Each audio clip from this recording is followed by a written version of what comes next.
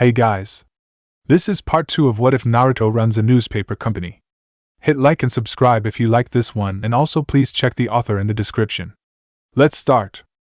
We are paid, that's all. We are God.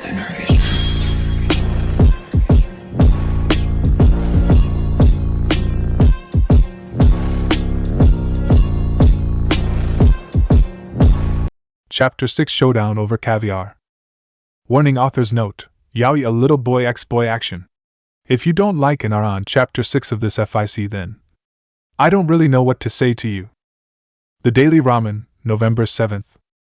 Our dumb world, things that are going on in other places that you couldn't care less about. Weekly column by Naresh Shikamaru. Localized apocalypses are being reported all around the globe due to a catastrophically bad final chapter of a popular Japanese manga. A woman dangling off the edge of a tall office building in New York City explains. I knew the pairing I shipped couldn't be mainstream. I knew it. But what happened in that final chapter it violated all rules of storytelling. It was in direct contradiction to all of the 698 chapters that came before it. And, she sobbed, there were so many plot points left unexplained. Everyone aged so poorly and looked like gross versions of their parents. And Bolt and salad? No. Just no. My life is overdue to poor naming choices, she said, releasing her grip on the ledge and landing with a melodramatic plop on a fluffy mattress she had laid out on the balcony below her before grabbing her briefcase and rushing off to work so as to not be late. But the upside to all the manga-associated angst is that global sales of both alcohol and gay porn have nearly doubled in the past 48 hours. Giving the global economy a needed boost as it had been drifting once again towards recession. In other news, if you think you didn't care about Nara's stuff, you really won't care about this. Weekly column by Uzumaki Naruto. It has recently been disclosed that Uchiha Sasuke purchased a brand new McLaren MSOP1. Aside from the fact that it's strange for a grown man to want to purchase something that so closely resembles the Batmobile, rumors are arising around what he could possibly be compensating for. A local expert on male sexual behavior has described such vehicles as the little dick cars, whereby men who obviously lack horsepower in other areas try to make up for it with their vehicles. It should be noted that I personally drive a Prius. So, nothing to prove here. I saw what you did there, seriously, people. If you don't know what you're doing sexually, can you please just keep it in your own bedrooms? Weekly column by Hyuga Hinata. A reader of my column recently emailed me and asked whether performing sexual acts in front of animals was technically considered PDA. At first I laughed, assuming this was a joke. Then I opened the attachment. Oh dear Lord. While having sex in a zoo is not considered PDA due to the animals that are watching, it is considered PDA for the busload of elementary school children that are clearly visible peeking at you through the bushes from where you and your partner were getting in tune with you animal nature. While I was impressed by the thought that had gone into the animal cosplay outfits you had chosen, I docked points for your choice of audience. Monkeys are fine. 7-year-olds not so much. Dumbass of the day, because some people are just so dumb, they really do deserve an award for it. Weekly award by Inuzuka Kiba. In a classic version of Romeo and Juliet, a man was in the process of divorcing his wife of 20 years and mother of their 3 children to marry a woman half his age, interestingly, the same age as his daughter. The man and his mistress were making out in the back seat of his Mercedes as he told her in detail how he had set up a secret bank account over the past 2 years of their affair to hide a significant portion of his wealth from his wife and her divorce attorney.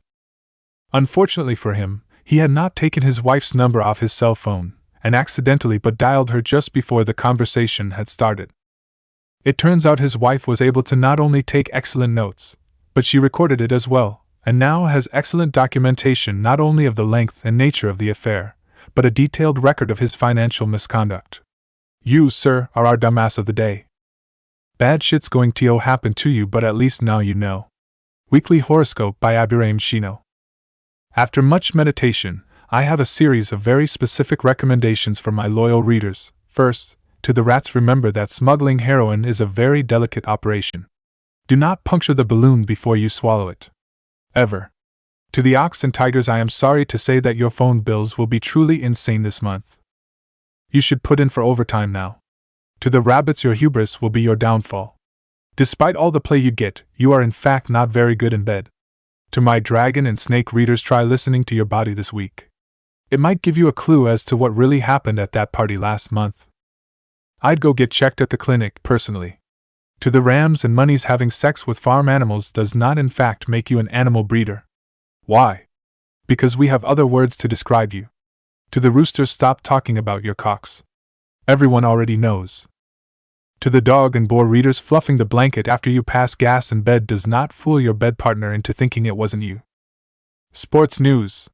Sports are a celebration of endless youth. Join me in reveling in them. Weekly column by Rock Lee. Professional sports teams everywhere are trying to improve the lives of their athletes by lobbying pharmaceutical companies to increase the maximum safe dosage of painkillers and anti-inflammatory medications. Just because an injury will deliver chronic, lifelong pain doesn't mean it has to be season-ending. The pharmaceutical companies responded by, "Sorry, the internet is full again. More next week." Naruto sipped his champagne at the fundraising event that he was attending. Normally, he wouldn't be caught dead at one of these black tie events, but it was the local chapter of the Youth at Risk organization, and he was a staunch supporter of it, having been on the receiving end of some of their programs in his youth. They usually asked him to give the introductions for the keynote speakers, to inject a little humor into the otherwise stuffy affair and loosen people up so they'd donate more money. Evidently, there had been some last-minute adjustments to who was actually going to be speaking tonight, so Naruto had yet to be told who he would be introducing. But he knew pretty much everyone who was active with the charity in the community, so he was sure he could pull something out of his ass whenever the organizer finally let him know who it was.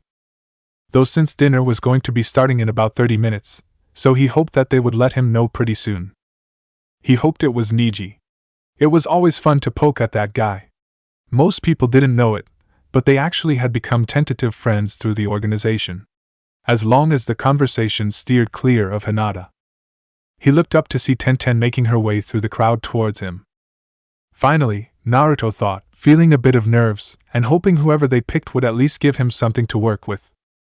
"Naruto. I'm so sorry this is so late. We were going to have Sarutobi speak again this year, but he came down with pneumonia last week and we have been scrambling to find someone high profile enough to take his place. But it is amazing. You'll never believe who we got to come and give a speech on the importance of the organization's activities." Tenten paused, and Naruto realized that despite the fact that he literally now had only 15 minutes to come up with something both funny and appropriate for this audience, she expected him to guess. "The Prime Minister's mistress? Geez, Ten, just give me the guy's name so I can come up with some shit to say. I have to get up on stage in like 10 minutes. Tenten sighed, but was too excited to be put off by Naruto's nerves. "It's one of the Uchiha brothers. He was evidently very involved with the branch of our organization in the city where he used to live. When he heard we were looking to fill Sarutobi's spot, he agreed to do it as long as we didn't make a big deal out of it in the papers in advance," Tenten said, obviously excited at the prospect of having an influential, wealthy, popular new benefactor for the organization.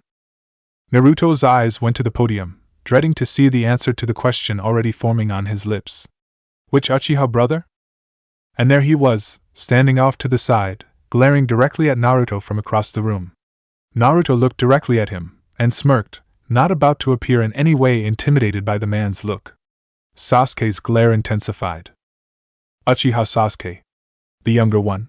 Why, do you two know each other?" Tenten asked, feeling slightly concerned as Naruto's usually innocuous face was now cast in an unholy grin. "Yeah. I met him once or twice. Please excuse me, I need to go prepare an introduction." Naruto turned and walked over to the bar, quickly replacing his champagne with a shot of whiskey to help him get through the next hour. He turned, deciding he would not do anything to seem repentant or nervous about Sasuke's possible reaction to the column he had published that week. He wondered if Sasuke knew Naruto would be introducing him. He would bet his rented tux that he didn't. Naruto's smile widened. Oh, he was going to enjoy this. His eyes did a quick scan of the room, relieved to see Itachi was not present. As brave as Naruto was, there was something about Sasuke's older brother that made Naruto cautious. He inwardly winced when he remembered the call he had received from Itachi the day the latest issue of the paper had come out. "I thought we agreed that you would clear articles about my family before they went live." Itachi. Hello to you, too, Naruto said, wondering how in the hell Itachi had gotten his personal cell number when he hadn't even given it to his crew at the Daily Ramen yet. When there was no response, Naruto continued. Okay, so I am going to ignore the fact that you should not have been able to get this number and remind you that I had promised not to post anything about you. Your brother continues to make himself fair game. Continues to? Have you met with Sasuke again? Naruto said noncommittally, suddenly aware of the intense interest in Itachi's voice. Anyway, I did check my facts with the local dealer. I know I got the model of the car right. Itachi's soft chuckle came over the line, making the hair on the back of Naruto's neck stand up. I assume you are aware of the likely outcome of your choice of subject matter. Naruto shrugged, though he knew the older man couldn't see. I don't care if he gets ticked off about it. I made it clear what was fact and what was opinion. Very well, Naruto-kun. I'm sure we'll be in touch. Sasuke happens to be out of the country on business for the next few days. You can save yourself some money on coffee. With that cryptic remark, Itachi had hung up. Naruto tried to pretend that Itachi's parting words did not imply that he was potentially aware of Naruto's increased number of visits to the coffee shop in Sasuke's building. Evidently, Sasuke had returned from his business trip. And by the looks of it, he'd seen the article. Uchiha, Naruto said with a smirk as he finally arrived next to the dark-haired man. He tried to not let his eyes slide over the way that Sasuke's obviously tailored tux fit his body perfectly. No one should be allowed to look that good with their clothes on. He immediately shut his brain down from trying to imagine what Sasuke looked like with his tux off. Uzumaki, Sasuke said, his eyes narrowed. I almost didn't recognize you without an annoying t-shirt. I thought this event was supposed to have some sort of entrance fee to keep the riffraff out. Actually, I'm a staple at these events. They always have me introduce the keynote speakers. There was a slight pause as Sasuke realized what Naruto was informing him of. No, Sasuke said, his eyes already roving the crowd, likely seeking out Tenten to request a change. Chicken? Naruto asked. What? You heard me. This is supposed to be a charity event. Is your ego so enormous that you're afraid to take a little poking for a good cause? Sasuke eyed him. We'll talk about your article after dinner, though.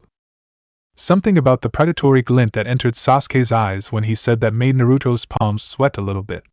But it was too late for him to worry about the consequences of his column now. So he grinned instead. Whatever, bastard. They sat next to each other in the two straight-backed chairs to the left of the stage as Tenten stood behind the podium, thanking everyone for coming and reminding them about the organization's mission and the need for their generosity this evening. Then she was smiling to Naruto, introducing him as the man who needs no introduction to this audience. Naruto shot Sasuke a sidelong glance, reveling in the way the man seemed to bristle under the implied threat of public humiliation. But Naruto had done many of these events, and he knew where to draw the line. If for no other reason than Tenten would castrate him with her impressive weaponry collection if he blew their main fundraising event. Good evening. It's good to see some familiar faces here tonight, Naruto began, as well as a few new ones. I know that many of you were expecting to see old man Sarutobi here tonight. Well, there he is, Naruto gestured to Sasuke. If you want the name of his plastic surgeon, we will be raffling off the contact information starting at $1 million later this evening. There was a murmur of chuckles through the audience. As expected, one of the young women in an expensive designer dress spoke up. That's not Hiruzen Sarutobi. That's Uchiha Sasuke. Naruto grinned. That's right. And for $2 million we will be auctioning off his personal cell number, as well as his daily schedule for stocking purposes for the next 2 weeks, Naruto said to more chuckles and more than a few wistful glances cast in Sasuke's direction. Sasuke simply sat, his face impassive. No sign of either amusement or annoyance coloring his expression. Though if Itachi had been in the room, he would have been able to tell instantly that Naruto was not going to get off lightly. No, but seriously. I'm sure most of you have already met Konoha's 2 newest additions to society. Sasuke and his brother Itachi have already brought a lot of new jobs to the community, and evidently they are willing to bring a bit more. So consider yourselves lucky to have gotten in this year, because next year the price per plate is likely to double as all of the debutantes descend on our little event to try to catch their attention by any means possible.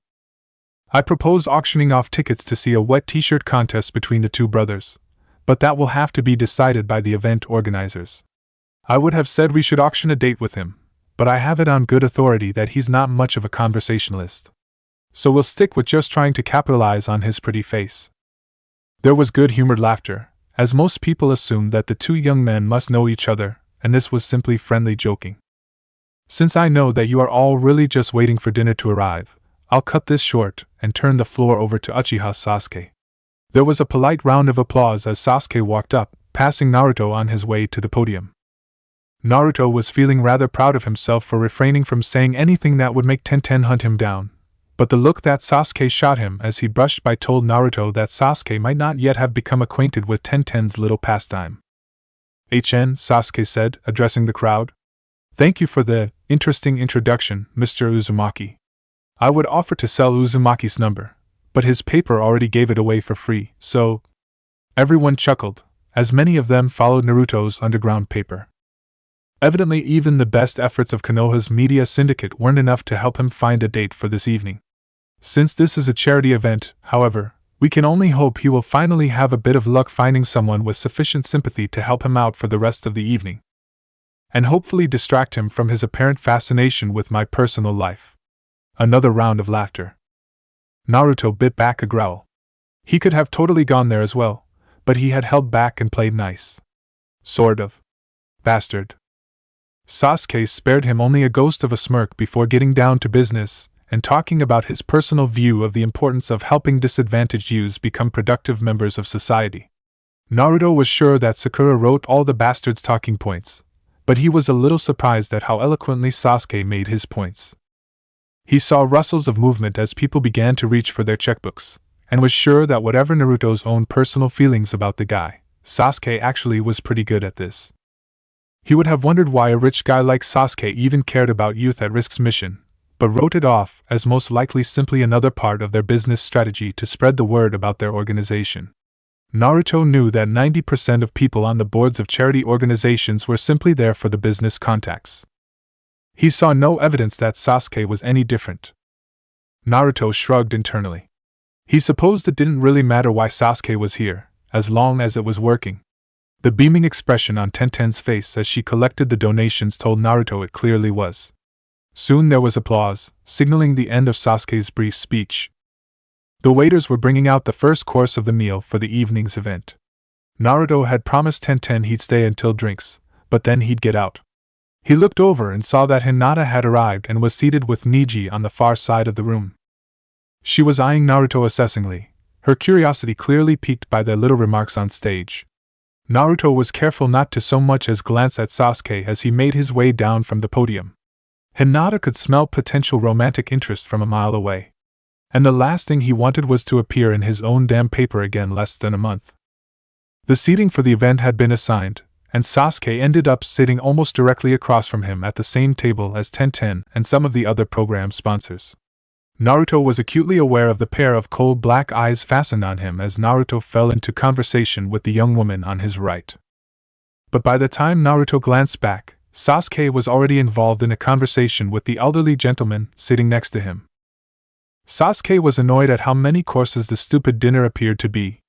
Sure, the charity event was $250 a plate, so they couldn't exactly throw a happy meal on everyone's plate and send them home, but really, how many tiny, delicately arranged plates of food were they going to have to sit through? Naruto wouldn't look at him. Sasuke was careful not to do more than let his gaze brush over the annoying blonde occasionally, but it seemed like Naruto was engaging everyone at the table in meaningless conversation except Sasuke. Well, not actually meaningless. Sasuke had to admit he was a bit surprised to see Naruto at anything that didn't directly relate to his paper or his friends or a bar. But it was clear by the way everyone came up and spoke with Naruto that not only was he a regular at the fundraiser, but he was actively involved in helping with some of its programs. For a guy who seemed to do nothing but joke all the time, it had surprised Sasuke.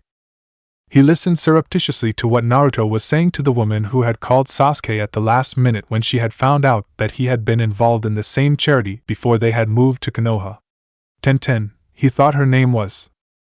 Naruto was raising his hands in a placating way as she informed him that she expected him to be on his best behavior that night.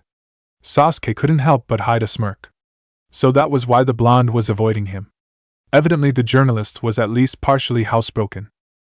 That was fine if Naruto wanted to ignore him for now. Sasuke preferred to have his little conversation with Naruto more privately anyway. He looked at his watch and estimated that there were at least 3 more courses between him and drinks at the end of dinner. After dinner, people rose from their tables to mingle over drinks at the 2 bars that were stationed at either end of the room, while waiters in black ties carried small trays of champagne to those choosing to remain seated. This was when all the business and networking got done. Sasuke sighed, already having marked the 3 people he knew he had to speak with before he could excuse himself for the evening. While he was here primarily for personal reasons, he would never miss an opportunity to multitask.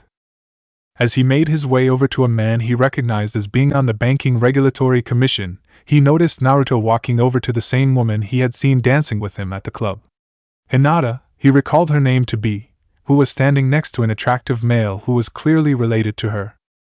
Naruto lifted Hinata's hand, making a show of kissing her inner wrist and waggling his eyebrows at her while the male next to her glowered. Hinata giggled, rolling her eyes, though a tiny blush did creep over her cheeks. If Sasuke hadn't seen Naruto at the club, he might have still wondered if there was something going on between the two, but there was clearly no chemistry there, just teasing affection. Without having to think about it, Sasuke turned away the advances of 4 women who had tried to waylay him as he approached the man he needed to speak with. He'd deal with Naruto later. After Sasuke had concluded business with the 3 people he had needed to, he saw Naruto grabbing his jacket, apparently about to leave. Sasuke was a little surprised when a young brunette in an expensive-looking tux came up behind the blonde and grabbed his ass. "Konohamaru!" Sasuke could hear Naruto shout from halfway across the room. "Knock it off!" The young man, apparently named Konohamaru, Sasuke registered, grinned unrepentantly. "Hinata said you were finally going to start dating again. I told her I was totally going to hit that. So? Are you finally ready to give me a chance? You are about a decade of sexual experience short of being able to top me, brat, and I don't do twinks," Naruto said, ruffling the younger man's hair. "Hey! You're the blonde," Konohamaru said, apparently not surprised at being shot down. Or simply used to it. Sasuke got the feeling that it was more of a joke between them than anything serious, though he frowned a bit as the younger man's hand lingered near Naruto's ass. "Yeah, but you're the flake. Isn't it past your bedtime?" Naruto asked provokingly. "Asshole. I'm only 4 years younger than you. And you're never going to catch up. I gotta get out of here. Too much ass-kissing gives me hives. Say hello to your grandpa for me," Naruto said, slipping his jacket on. "Okay." Konohamaru's face fell slightly at the mention of his grandfather, and Naruto put a hand on his shoulder. "Is he out of the hospital yet?" Konohamaru nodded. "He came home today, but he still isn't breathing great.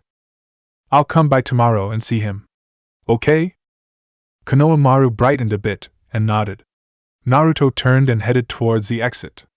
Sasuke followed, his own jacket in his hand as he followed the blonde out into the chilly night air.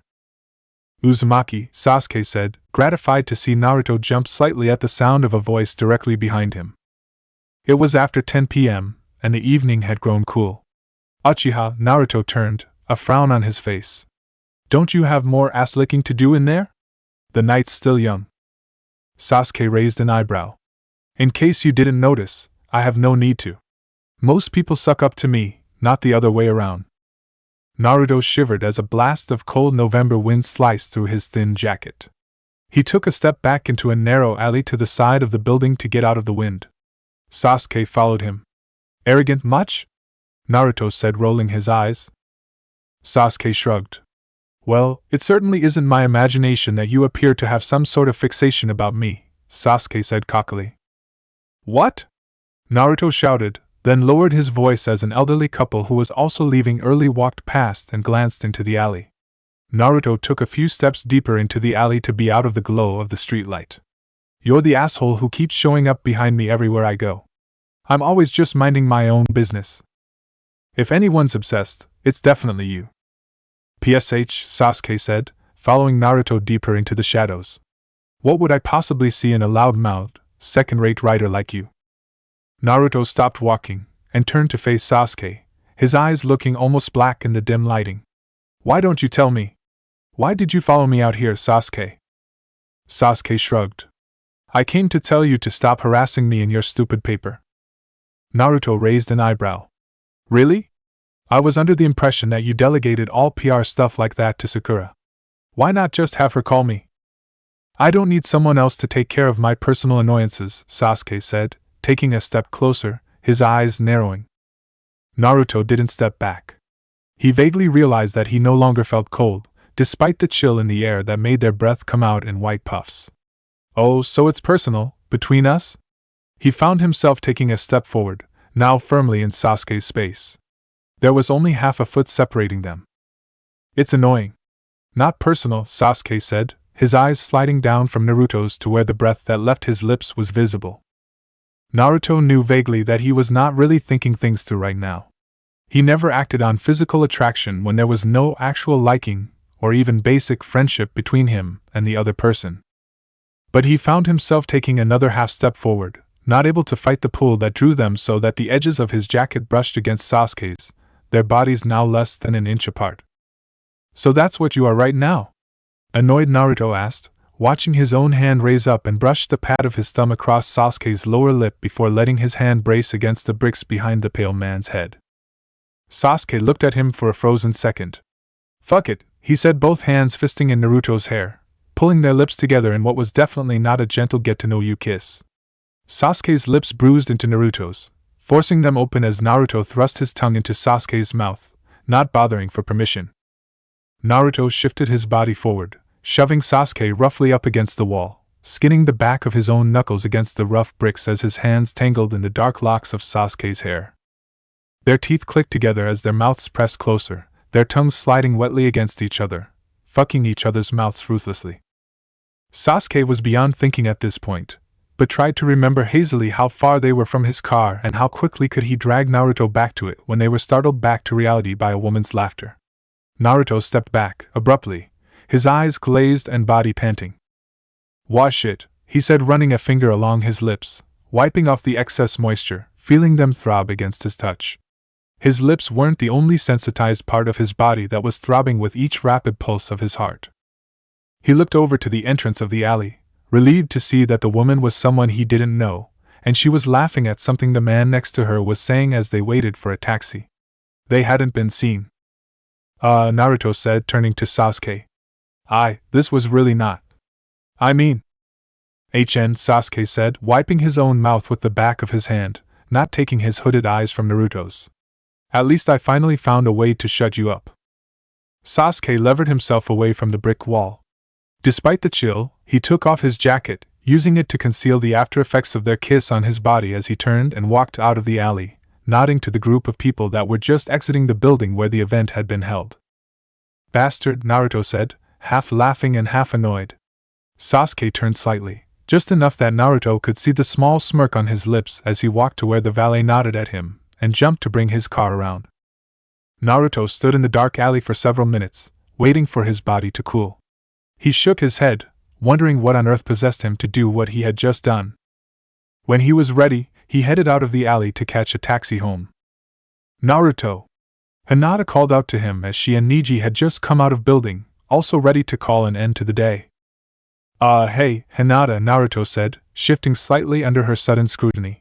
She peered over his shoulder, clearly trying to see if there was anyone following him out of the darkened alleyway, her PDA senses tingling as she took in his disheveled appearance and bee-stung lips. Who were you there with? Hinata asked, looking around at the people getting into taxis nearby. Naruto was grateful that he had waited long enough that Sasuke was nowhere in sight. Nothing. I mean, no one. I was just getting out of the wind for a bit. Can I catch a ride with you back? The line for taxis is pretty long, and the wind is brutal. Neji grunted as he handed his tag to the valet to fetch his car. Hinata leaned in and whispered in Naruto's ear. You don't really think I'm not going to find out, do you? Chapter 7 Gym Time. The Daily Ramen, November 21st. Our dumb world, things that are going on in other places that you couldn't care less about. Weekly column by Naresh Shikamaru. How did I ever miss this? My status as a savvy global reporter is in question. Playboy has been ranking U.S. universities, both by hottest bodies and top 10 party schools. Is there any wonder that the international brain drain, siphoning the brightest minds and most creative individuals, has been continuing despite the generally poor U.S. economic performance? I have already penned a letter to our Minister of Education recommending that Japan hire a writer from Hustler to rank top Japanese schools, junior high through college. Hey, we totally beat the US in the lower grades. Why not market it better? And who wouldn't want to send their 14-year-old girl to a school recommended by Playboy? In other news, if you think you didn't care about Nara's stuff, you really won't care about this. Weekly column by Uzumaki Naruto. A local 5-star hotel was rumored to have cut a deal with local retailers to embed tracking devices in sleeping guests' phones to monitor shopping patterns and preferences to use in better targeting of marketing efforts. When asked, the hotel owner refused to comment except to say he knew what I bought at the adult entertainment store I shopped at just before this interview, and would I be interested in one of their bondage-themed rooms. Interestingly, the targeting portion of their approach seems quite effective. I saw what you did there. Seriously, people.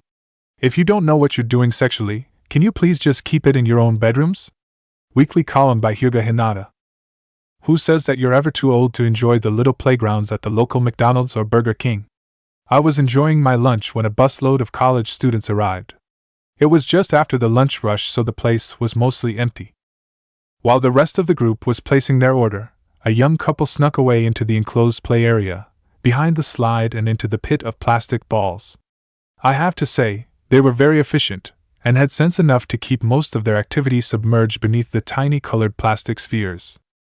There were, of course, no children present at the time, so they didn't get docked for that. I give them an 8 for boldness, obvious mutual enjoyment, and creative use of play equipment. I believe is my highest rating so far. Now we know why the mothers always insist on wiping their kiddies' hands after playing on the playground. Dumbass of the day, because some people are just so dumb. They really do deserve an award for it. Weekly award by Inuzuka Kiba. A man in China recently cut his dick off. You heard me correctly. Cut his dick off because he was unhappy about the state of his sex life. Not surprisingly, he regretted this decision almost immediately and bicycled, yes, he biked with his dick cut off, to the hospital. Only to realize he'd left his dick at home, that's what she said. Because, it's pretty hard to think straight with your dick cut off. Okay. Do I even need to say it? He is definitely the dumbass of the day. Oh, and I'm pretty sure that cutting off your dick does not, in fact, improve your chances with the ladies. Bad shit's going to happen to you, but at least now you know. Weekly horoscope by Abiraim Shino. After all the work I put in last week to divine the future for everyone on the planet, I was informed that I still needed to write a horoscope this week. I have looked into it, and determined that there is no future. For anyone. Why? Because I have a hangover. And therefore the world is ending. All is darkness. The upside is that anything you do this week will potentially not have consequences, if the world is truly ending. How strongly do you believe? This is your test. Sports news. Sports are a celebration of endless youth. Join me in reveling in them. Weekly column by Rock Lee. NASCAR drivers brawl and bar fight with Formula One drivers after comment that all they know how to do is turn left. This was followed by several other insults, including comparison of Ferrari engineering versus Ford, which strangely reminded me of the arguments in the boys' bathroom in middle school about whose was bigger. An all-out brawl of youthful aggression and passion ensued. It was a fantastic display of the power of youth. Now I am off to drive my vehicle quite recklessly down the streets to show my enthusiasm for this sport. And I will be making both right and left turns. But to my extreme sadness, I will not be driving a Ferrari. And special thanks to the internet for allowing me enough space to finish my column this week. Naruto pulled the blanket further over his head. It was Saturday, and he was skipping going to the gym. He'd gotten his credit card statement from the last month and seen the amount of money he'd spent on coffee over the past few weeks, and realized he needed to dial it back a bit. The coffee shop next to his own building wasn't all that bad. Neither was his regular grocery store. And it was much cheaper than the high-end one that he had been frequenting of late.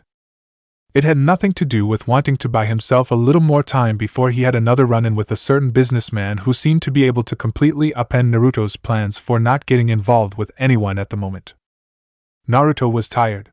He had thrown himself back into work with a vengeance, trying to keep himself busy so he didn't do anything stupid with his personal life. Like, I don't know, shoving his tongue down the throat of a virtual stranger in an alley out back of a charity event when he knew he was nowhere near ready to have an actual relationship.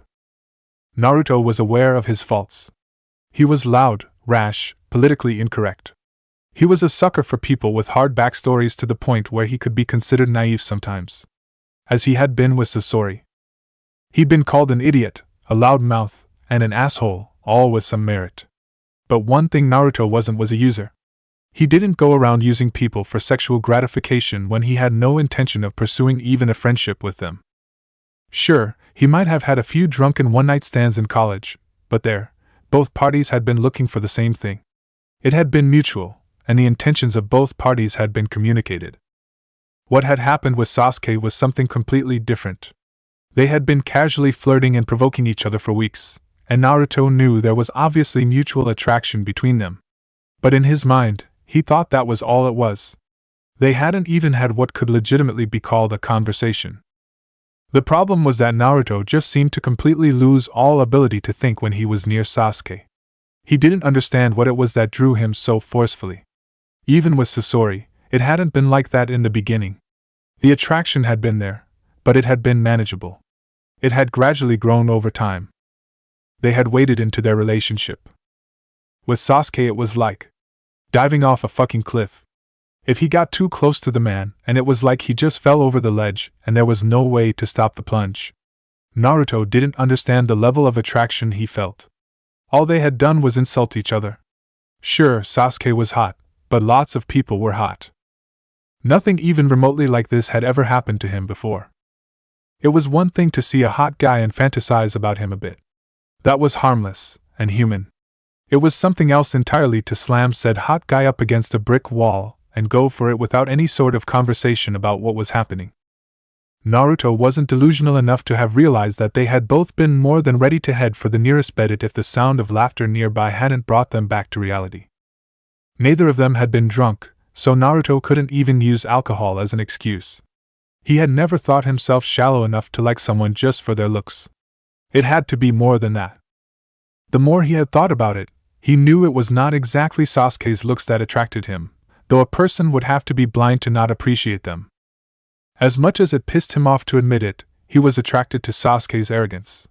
He loved the complete confidence with which Sasuke carried himself, and the fact that he had the intelligence and wit to back it up. Naruto liked the ruthless intellect, and the fact that Sasuke clearly didn't give a fuck what people thought about him. It bothered Naruto a bit that he was turned on by that. He had sworn after Sasori that he was going to date someone nice next time. Not that Sasuke was the same as Sasori in any way. Naruto couldn't imagine Sasuke doing drugs or really anything illegal. He doubted Sasuke even lied much. The guy had too much of a fuck you attitude to care enough what other people thought to lie. Which was very attractive. But while Naruto felt slightly better that he hadn't gone out and found himself a carbon copy of Sasori to be attracted to, he was still struggling with what he should do about it. In his mind, there were three main problems with the current situation. The first was that while Sasuke might not be just like Sasori, he also wasn't the kind of person that Naruto had spent the last year convincing himself he should look for if he ever dated again. Naruto wanted to date someone kind, loving, and supportive. Unfortunately, he didn't appear to actually be attracted to those kinds of people. Naruto was annoyed the fact that he liked the asshole side of Sasuke. Not just the anatomy, though obviously, that was quite fine, but the personality. The idea of a syrupy sweet and doting Sasuke made Naruto gag a little bit. That wasn't what he was hoping for. No, he liked Sasuke just the way he was. A complete bastard. A smoking hot, cold as ice, arrogant asshole. Naruto groaned as he realized he was actually getting hard thinking about it. Remembering how Sasuke had looked in the alley with his eyes heavy-lidded with lust and his mouth glistening from their messy kiss. Naruto layered the pillow on top of the blanket in the hopes that he could smother some sense into his brain. Or at least kill his erection. The second issue was that Naruto wasn't really sure he was ready to date, even casually. He didn't want to date someone until he was sure he wasn't using them as just a replacement for Sasori while he got his shit together again. It had been a year, and he had been pretty sure he was over it until that scene in the club. Now he honestly didn't know. He had just started to get out from under the train wreck ending of his relationship with Sasori. It still felt a little soon to start something new. The final issue was that the more he thought about it, he realized that Sasuke was probably out of his league. The guy was loaded and came from a well-connected family. Naruto didn't really care about that stuff, but most people did. Sasuke had the arrogance that probably meant he would be sensitive to that, though his don't give a fuck attitude might leave the door open a bit. But even without that, there was the whole looks thing. Naruto was attractive and knew it, but Sasuke and Itachi were, from a whole different species when it came to physical attractiveness. He wasn't really sure that anyone other than airbrushed supermodels would be in the Uchiha's league looks-wise. And where Naruto's wit had always been his strength, it was clear that Sasuke was also brutally intelligent, so Naruto couldn't even claim to be necessarily ahead there, either. But all of those were good reasons why Naruto should have just kept his head and not mindlessly groped Sasuke after the benefit. Since Naruto's brain had apparently not been operational that evening, he figured he could at least offer to buy the guy lunch or take him out to dinner the next time he saw him. He had no idea what Sasuke had made of their little back alley tryst a week ago, but Naruto decided that even if Sasuke threw it back in his face, he would at least make the offer. Naruto had no idea if he was ready for more than a single, casual date, so he'd have to get a grip on his hormones and make that clear before anything went any further. He'd ask Sasuke for lunch and see where they ended up. Sasuke had seen Naruto in the club with Sasori, so he was pretty sure the guy already knew the score about his ex from Sakura. Once they talked and he got to know Sasuke a bit better, things would likely make more sense. He wasn't a horny teenager anymore. He had some self-control. It would be fine. Sasuke was buried in work, looking through investment proposals and researching the likely risks and growth potentials for a series of startups in South America. In 3 days he had to leave on a 2-week road trip to go visit them all in person and then make the final call on which ones they would take on. He had been feeling increasingly short-tempered over the past week, and Itachi's constant probing wasn't helping. A shadow fell over his shoulder. Speak of the devil. Sasuke looked up, his eyes immediately narrowing as he looked at the assessing face of his older brother. What? Sasuke said flatly.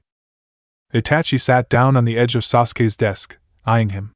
You seem even more anal retentive than usual, little brother. Is your gym membership not providing you with sufficient release opportunities for your stress? Sasuke's eyes widened fractionally as he wondered just how much his brother knew about what was going on and not going on between him and Naruto. He had hoped that his brother had forgotten about the exchange when Naruto had first come to their office. Unfortunately, that didn't appear to be the case. Last week you had seemed rather pleased with yourself for a few days. Now you are back to the surly individual I know and love. Anything you want to talk about? Itachi asked seemingly innocently. Always a bad sign. Sasuke raised an eyebrow, clearly indicating that his brother must be currently residing on the wrong planet if he really thought Sasuke was going to talk about things. Itachi stood fluidly. Ah, well. It was enlightening as always to speak with you. I'm glad to know you are so in touch with your emotions. Itachi walked out of Sasuke's office, closing the door behind him. Sasuke stared at the screen of his laptop. He admitted he was irritated, and potentially being slightly less pleasant than usual to people who annoyed him. It was the first time in a very long time that he had found someone who actually attracted him beyond just a fleeting physical interest. Sasuke wasn't ready to pick out matching bathrobes or anything, but he had definitely been interested in picking up where he and Naruto had left off in the alley last week. Sasuke looked forward to their verbal sparring as much as he did their physical exchanges. Both left him feeling wired in a way his usual jaded persona didn't generally allow. But Naruto seemed to have vanished off the face of the earth. He hadn't seen the blonde in over a week. Simply calling the writer was out of the question. Sure, he could get Naruto's number from Sakura, but she would immediately inform Itachi of the fact that Sasuke had asked. And calling would signal a level of interest that Sasuke wasn't sure he felt. It would indicate an intention to date. Sasuke wasn't looking for a boyfriend. He had just taken over a high-pressure job from his father and moved to a new city. He didn't have time right now for a complicated relationship that would involve dinner dates and anniversaries and meeting friends. But Sasuke was definitely interested in exploring their mutual attraction further. And Naruto seemed to be as well. He was glad that so far they'd been able to keep it simple. Sasuke had had plenty of experience with casual interest turned stalker in the past, and had no desire for a repeat. Right now, he wasn't sure he felt anything about the blonde beyond lust. And simple lust wasn't worth the hassle that dating while living in the same town as his brother would bring. Given his family's obsession with keeping the younger members of the clan away from gold diggers or other unsuitables, he had learned the hard way to keep any sort of relationship off their radar. The first time he had been seen out on a date by one of his uncles had proven the consequences of carelessness in spades. His uncle had immediately called his mother. She had then insisted on meeting the nice young man after Sasuke's father, and one of his other uncles had performed a thorough background check on the guy. When Sasuke had brought the slightly nervous man home for what he thought would be a casual dinner with his parents the following weekend, the guy had been subjected to a virtual anal probe of his background, intentions, and life aspirations. Sasuke had never been so furious or embarrassed in his life. Especially since he'd only been seeing the guy for about 3 weeks. The sex was great, but he was in no way serious about the guy. Needless to say, that relationship had ended abruptly. So Sasuke kept his sex life extremely private. Now that he and Itachi were not only living in the same city but also working together in the same office, that was going to be more difficult. But Sasuke had no intention of a repeat of that fiasco. As far as he was concerned, the next time his parents were going to meet someone he was fucking, it would be at his wedding. And given that gay marriage wasn't legal in Japan, that pretty much meant never. He didn't expect whatever this thing was with Naruto to last long, anyway. Attraction that burned hot like this tended to be short-lived, in his experience. He was sure that in a matter of weeks they would burn each other out, and realize they had nothing in common. But it would be a good couple of weeks. Naruto walked into the locker room, still sweating and breathing hard from his workout. It was after 11 p.m., and he had just finished a grueling free weights session followed by a 3-mile run on the indoor track. He supposed he'd been trying to make up for all the lost time since he'd been skipping going to the gym recently, but now he was getting back into his old routine. And ignoring the innocent questions that the gym owner, Mato Guy, had tossed his way about whether there was anything frustrating Naruto. Naruto was going to have a little chat with Lee again about spreading his personal business to Lee's crazy uncle. But he had made his decision. Tomorrow he was going to go down to Sasuke's office and offer to take him out to lunch. Sasuke might act like a jerk to him, but it was pretty clear that the businessman was interested. And Naruto was definitely interested back, even if it went against his better judgment. But maybe Sasuke would prove him wrong. That prospect was definitely worth the risk of being shot down over. Naruto would explain that they needed to take it slow while he got his shit together. If Sasuke didn't want to deal with that, then it was fine. But at least Naruto would be honest and could then stop feeling guilty about everything. He stripped and threw his sweaty clothes into his gym bag. He pulled out a bottle of body wash and grabbed a clean towel from the rack and headed for the showers. The shower room was divided into 2 sections. There were a series of shower stalls with changing benches and curtains for privacy for members who wished to bath fully. On the other side of the room were a row of shower heads out in the open along a wall for swimmers who wished to rinse off before or after swimming. This time of night there was usually no one here, so he didn't bother overly much with modesty, but he went into one of the closed-off stalls out of habit. It was part of his indulgence in his late-night routine. The solitude, feeling like this was his personal space. It relaxed him.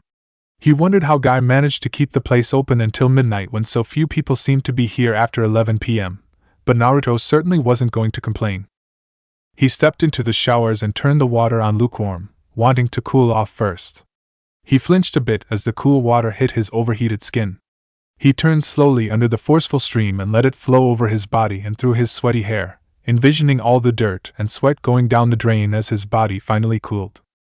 After a few minutes, he turned the water temperature up a bit, and squeezed some of his shower gel into his hands and started washing himself properly. He cursed when he realized he had forgotten his shampoo in his locker and was about to go get it when he heard the sound of a door to a locker being opened. A bit annoyed that his ritual solitude was broken, Naruto resigned himself to having to wash his hair with shower gel instead of shampoo, not wanting to talk with anyone who might be there. He had always sort of wondered what the difference was, anyway, between shower gel and shampoo. Deep down he suspected that there was none, and that it was all just a marketing conspiracy to get people to buy more products. He quickly scrubbed his hair and finished rinsing off. He heard one of the showers turn on from the open line of shower heads where people coming to swim typically rinsed off before going into the pool. Naruto grabbed his towel, wrapping it around his waist, and pushed back the curtain. And froze. Standing in the open shower area underneath one of the central shower heads was Sasuke. Naruto thought hazily that it really just wasn't fair that someone could look like that. If people thought Sasuke looked good in his clothes, they had no concept of how much better he looked out of them. Sasuke had his eyes closed, his head tilted back as the warm water from the shower flowed over him. Naruto almost felt like he'd walked onto the set of some cliché porno. The guy's sex appeal was so blatant. Except the actors in pornos were never this hot. Frantically trying to remind himself that he was supposed to have self-control and just ask Sasuke out for lunch, he found his eyes helplessly following the rivulets of water that slid over Sasuke's pale, chiseled chest, down his abs, and down further too. Oh, mother of God, this was why Speedos were invented. Naruto was aware of a strangled noise that he assumed came from his own throat. He supposed he could always print a retraction to his comment about Sasuke needing to compensate. That was clearly not an issue for this man. Sasuke's eyes snapped open, a glare already forming before he recognized Naruto standing there in his towel and staring at him in obvious appreciation. Here I thought you couldn't possibly look any dumber than usual, but with your jaw hanging open like that, I might have to revisit that opinion, Sasuke said. Naruto snapped his jaw shut, closing his eyes against the full-body blush he knew he was now displaying. How was he supposed to ask Sasuke out for lunch in a setting like this? He opened his eyes to see Sasuke smirking knowingly. With his eyes closed, Naruto had missed the way the dark eyes had hungrily traced over his naked torso and hovered at where the towel hung low around Naruto's hips. Sorry. I just was finishing up my shower. So I was going to ask. Naruto trailed off. No. There was no way in hell he could ask Sasuke out to lunch when the guy was standing under the water in nothing but his Speedo. The whole purpose was to try to find out what there was between them other than sexual attraction. Asking Sasuke out on a date when he was standing mostly naked would be viewed as a thinly veiled invitation for sex, which Naruto had just spent the past week telling himself he was not going to do. Naruto forced himself to take a step back and look somewhere else. Anywhere at all. Have a good swim. Okay, Naruto knew that was lame, but really, what could anyone expect with most of his blood was flowing south at all possible speed? Naruto turned and walked jerkily back to the changing room, so wrapped up in his own internal battle of self-control that he didn't notice the way Sasuke's eyes scorched over his mostly naked skin and where the damp towel hugged his toned ass. Naruto's hands were shaking when he finally reached his locker, and he fumbled with the combination. Do not go back and fuck him into the wall. Do not go back and fuck him into the wall. You will at least take him out to dinner before you try to get into his pants. What the hell is wrong with you? Naruto lectured himself, his internal voice sounding almost like his mother's by the time he got to the end, which was enough to snap him out of his trance and enable him to get a hold of himself. Until he saw a pale hand brace itself on the upper shelf of his locker. Naruto didn't want to turn around. He knew he didn't want to just have meaningless sex with a guy who was basically a stranger. But he also knew his limitations. Unless Sasuke had decided to put the terry cloth robe on that he'd seen hanging on the hook near the shower, Naruto was screwed. He would have laughed at his pun if his lungs were working. He pulled his jeans and t-shirt off the shelf, figuring at least they would occupy his hands before he turned around. Sasuke was just standing there, one arm braced against the locker, water dripping down his body. Running away? He asked, his tone light but his eyes hot. Naruto shrugged, willing his eyes to stay locked on Sasuke's and not take the tempting slide down the man's body. Just going home. Some of us have to work in the morning. Ah, yes. Your construction job. With the horny foreman who doesn't have good taste in t-shirts, Sasuke's gaze dropped to Naruto's lips, and Naruto instinctively ran his tongue along his lower lip before his teeth scraped across it. Sasuke's eyes darkened at the movement. Well, you know, there's not as much money in journalism like there is in big business. A man's gotta do what a man's gotta do to make rent. Including banging his boss? Sasuke asked, his eyes sliding lower now along Naruto's jawline and down his throat to the collarbone. Naruto could almost feel the heat of that gaze like a caress. He felt the towel around his waist shift, and knew exactly what part of his body was slowly lifting and causing that motion of fabric. Ah well. Naruto said thickly, clearly struggling to focus on the conversation rather than being sucked into the rising sexual tension swirling between them. You work in finance, so you know more about whoring your soul out for money than just about anyone, I suppose? Sasuke's glance flicked down, then came back up to meet Naruto's eyes. You sure you want to go home right now? He asked, his voice husky. He had been the one to kiss Naruto last time. This time he was going to make sure Naruto made the first move. The locker room was completely empty. Sasuke saw Naruto's gaze slowly rake down the front of his body to rest briefly at Sasuke's speedo, where Sasuke's opinion on the matter was impressively clear. Naruto closed his eyes and banged his head back against the locker, and it was all Sasuke could do to not grab him by the hair and drag Naruto against him. We can't. Let me take you out to lunch. I could pick you up from work tomorrow? Naruto opened his eyes just in time to see a look of almost horror flash across Sasuke's face. That is not going to happen, Sasuke bit out. All Sasuke could think of was the fact that if Naruto even set foot in his office, everyone would find out about it, and his family would descend on Naruto like a plague of locusts. There was no way he was going through that again, much less subjecting Naruto to it. Naruto felt his stomach freeze up at Sasuke's words. He laid his hand on Sasuke's chest and shoved him backwards so he had space to pull on his National Sarcasm Society, like "We need your support" t-shirt. Of course, Naruto thought to himself. Why was I expecting anything else? Naruto had his jeans on fast enough to make a fireman jealous. Luckily they were loose enough that he was able to jam himself in despite his previous level of arousal, though the Uchiha's words had definitely thrown a bucket of ice water on that little problem. Now Naruto was just straight up pissed. Evidently he was good enough to fuck in an empty alley or a locker room, but God forbid anyone actually saw them together. Had he really thought Sasuke was better than Sasori? Not likely. Simply a different flavor of dickhead. But at least now Naruto knew, and he could stop obsessing about it. Naruto, look, Sasuke began, but Naruto just grabbed his bag and slammed his locker shut, barely missing Sasuke's fingers. Whatever. I appear to have had some sort of brain malfunction. I'm outta here. What I meant was Sasuke didn't bother finishing because the door to the locker room had already slammed shut behind the blonde. Sasuke sat down and scrubbed his fingers through his hair. Fuck. Chapter 8: A Decision. The Daily Ramen, December 7th. Our dumb world, things that are going on in other places that you couldn't care less about. Weekly column by Naresh Shikamaru. A world-famous archaeologist from Oxford was ecstatic when a recent excavation in Egypt revealed what appeared to be an ancient BDSM sex chamber for a relatively unknown pharaoh, knowing that it would considerably up his cred at faculty parties and other campus events. It would have been even better if it had been Cleopatra's, because everyone wanted to know what that woman was like in the sack. But even an unknown pharaoh is good. After all these years of finding useless crap like broken pottery, religious artifacts, and paintings of harvesting techniques or other boring shit, we finally got to the good stuff. Attendance in the professor's freshman archaeology lecture had been dropping in recent years, but with the promise of a discussion of ancient sexual kinks, enrollment has almost doubled. It is rumored that his sex life has picked up as well, as his new pickup line of "I have a scale replica of an ancient Egyptian sex chamber in my bedroom" is more compelling than "Would you like to read my latest dissertation on ancient agricultural techniques?"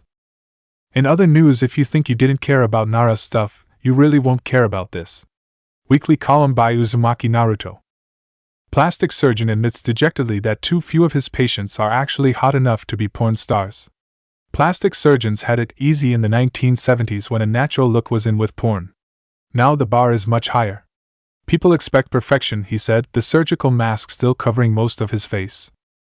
He pulled out an orange book that showcased his best work and let me look through it. I have to say, his breast implant Hall of Fame was quite impressive. I must be watching the wrong pornos. I saw what you did there, seriously, people. If you don't know what you're doing sexually, can you please just keep it in your own bedrooms? Weekly column by Hyuga Hinata. I have witnessed some public proposals that were actually quite romantic, but there can come a point where it appears that the person is going more for getting the attention of random strangers than actually proposing in a meaningful way to try to get someone to spend the rest of their lives with them. I was visiting one of my friends in the US last week. We were driving along the highway, and there was a huge billboard with the photo of a diamond engagement ring. The billboard said, "Susan, Will you marry me? This was on the outskirts of a city of about 600,000 people.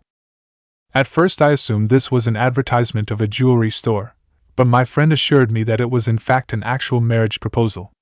And I was curious as to what kind of person would actually propose marriage in this way. Was he trying to make the ring look bigger? Men and their size issues. Was he so afraid of rejection that he needed to do it remotely? Was he open for any Susan in particular, and just hoping one would bite? Just for the record, if a man proposed to me that way, I would rent out the adjacent billboard and have it say, "Ask me in person, you fucking coward." Dumbass of the day, because some people are just so dumb, they really do deserve an award for it. Weekly award by Inuzuka Kiba. In a recent rally, motorcyclists gathered to protest the law requiring them to wear helmets while riding. After signing a petition that it violated his right to personal choice, one of the protesters drove off, removing his helmet and pumping it into the air to show his support. Unfortunately, he wasn't paying attention and ran a red light. And crashed. And died of head injuries that would have been avoided if he had been wearing his helmet. Dumbass. Bad shit's going to happen to you, but at least now you know. Weekly horoscope by Abiraim Shino. To the Rams, God will appear before you in all his glory in a dream this week and tell you to spread the word. Do you always do the shit your crazy dreams tell you to do? Yeah, I thought not. Carry on. To the Dragons, you will find out the hard way that playing dead during a bear attack turns out in fact not to be a very good strategy. To the Rabbits, get a room, already. The rest of us are tired of hearing about it. Except for Hinata, of course. Sports news. Sports are a celebration of endless youth. Join me in reveling in them. Weekly column by Rock Lee. After extensive and exhaustive research, I have finally concluded that the art of trash-talking, a most venerable and important element at the core of all sporting events, peaks in 12-year-old boys. Children younger than that can have more vehemence, but are not yet articulate enough to really excel at this most crucial element of rivalry. The older teens and adults become too preoccupied with looking cool, and the quality of the trash talk degrades like the Star Wars episodes in the prequel trilogy. But a 12-year-old's creativity and relative lack of poser vanity appear to be the perfect balance for the ancient art of trash talking to truly be at its best and purest form. Thus, I have taken on coaching one of the City League soccer teams, to better hone my trash talking abilities to reflect the youthful Konoha spirit, and regain my dominance in this area. Even the internet, in deference of the purity of this pursuit, allowed me space to speak my cut off due to lack of space. See you next week. Naruto stared at his laptop. The blank screen of what would shortly need to become this week's column for the Daily Ramen stared back at him. Why was he disappointed? What had he expected? He scrubbed his fingers through his hair, then dragged his hands down over his face. Whatever. It wasn't like he was even ready to have a relationship anyway. He had just wanted to find out more about Sasuke. See if he was drawn to more than just the looks and the attitude. But he wasn't going to dwell on it. He hardly knew the guy, and what he did know about him should have warned him that it was going to play out like this. He could admit to himself that he had wanted it to be different, though. Because that would have meant that this insane attraction he felt was based on something more, something that maybe. Naruto shrugged. It was probably all just physical. Pheromones or something stupid.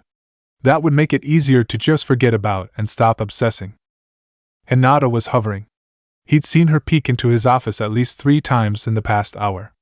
She was worried that he was upset about something and was waiting for him to talk to her about it. Shikamaru had come in and fallen asleep on Naruto's couch in a show of support. Naruto grinned. He had friends. Good friends. So who cares if some rich, arrogant fuck didn't think he was good enough to go to lunch with? Hinata. If you want to talk to me, you can just come in and say so, Naruto said, smiling slightly to take any potential sting out of his words. Hinata blushed at being caught, but came into Naruto's office, pushing Shikamaru's legs off the couch so she'd have a place to sit. What happened, Naruto? You seem upset about something. Did Sasori come by your place last night? No. This has nothing to do with him. I think I'm realizing that I'm not really the best judge at picking people who would be good for me to date. Shikamaru blew out a snort at that comment, making Naruto realize that he likely hadn't been as asleep as he had seemed. Evidently he had simply found the pacing form of hovering that Hinata had employed to be too tiring. Shikamaru eyed Naruto from the couch. So, you must have had a disastrous first date with whomever it was who caught your interest a week or so ago if you are already giving up. Naruto gave a short, hard laugh. Yeah, there wasn't any date. And there isn't going to be one either. Evidently my bank account and pedigree aren't impressive enough for that. Shikamaru narrowed his eyes. He knew that Naruto hated people who judged people on those things. It was odd that Naruto still seemed disappointed somehow that he hadn't been deemed good enough by someone like that.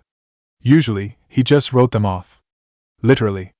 His loss, Shikamaru said, and meant it. Naruto shrugged. He wasn't so sure that it was really only Sasuke's loss, but it wasn't like he was going to have a say in the matter. Naruto was a realist. If someone was out of his league, then that was that. Hinata looked at him, sympathy coloring her pale eyes. Naruto, why don't you come to lunch with me today? I was meeting an old friend of mine, but I'm sure he wouldn't mind. Just get out of the office a bit. Naruto hesitated. He had the feeling that Hinata was trying to set him up with someone, and the experience with Sasuke had left him feeling annoyed at the idea of dating anyone at this point. But he did want to get away from his desk for a bit. He clearly wasn't making any progress on his writing. Sure, why not? Naruto said, smiling. He decided he was done thinking about it. Shikamaru sighed from the couch. He didn't need to speak for Naruto to hear the troublesome in his tone. Sasuke opened his calendar for the week. As usual, it seemed he would be in back-to-back meetings almost until he boarded the plane. Not that he knew what he'd do if he had free time, but at least it would have given him time to think about things. About Naruto. After Naruto had slammed out of the locker room, Sasuke had considered for a split second the idea of actually chasing after him to explain what he meant. More than the fact that Uchihas didn't chase, it had been the fact that he was dripping wet in only his Speedo with a hard-on that had prevented him from going out of the locker room after him. It hadn't been hard to guess that Naruto had taken his words to mean either that he would be embarrassed to be seen with Naruto, or was potentially even still in the closet. Neither of those things were true, and he didn't like the idea that Naruto now likely viewed him as either a snob or a coward. Sasuke didn't flaunt his sexuality, but it had nothing to do with his being gay. He preferred his private life exactly that. Private. But that didn't mean he was interested in a relationship that revolved solely around sex, either. Not necessarily. The things that came out of Naruto's mouth interested Sasuke as much as the thoughts of what he could put in the blonde's mouth. And they had been on track for at least some of those activities to take place, until it had all blown up in his face. It was fixable, though. Naruto didn't strike him as the kind of thin-skinned drama queen who would take something and blow it all out of proportion once it was explained. And if he was, then Sasuke would quickly lose interest anyway. He had no patience for that kind of thing. His phone chimed, notifying him that he had to be in the boardroom in 5 minutes. He picked up his neatly organized folio and headed toward the boardroom, checking his insanely packed schedule for the next 2 weeks and wondering if he was going to get any sleep at all except for on flights. Sakura watched as Sasuke passed her in the hallway glaring down at his iPhone. He had been short-tempered since he arrived that morning, and she had noticed Itachi frowning after him in concern. It was unusual for either of her bosses to display much emotion. With Itachi, the only one who seemed to be able to break through his cracks was Sasuke. With Sasuke, there was only one person other than Itachi that Sakura had seen able to evince actual emotions from the man. Since it didn't appear that Itachi was the source of Sasuke's irritation, Sakura wondered if maybe it was Naruto. Sakura pulled out her phone. Hinata? This is Sakura. How are things going at the office? That's good. I guess I meant, have you seen Naruto today? He is? Oh, that's too bad. Do you know what happened? Did he say who the asshole was? Sakura frowned, listening as Hinata described what she had seen when she'd left the charity event the week before. She handled all the official PR for their company, so she was pretty sure that Sasuke hadn't been at that event. Sakura hung up, tapping her finger idly on the phone. And what news did you hear of our happy blonde reporter? Sakura jumped, spinning around to see Itachi standing behind her. The man had ninja-like qualities that were simultaneously tremendously attractive and moderately terrifying. Well? Sakura paused, not really sure what to say. I believe you were mentioning something about an asshole that Naruto was somewhat upset with.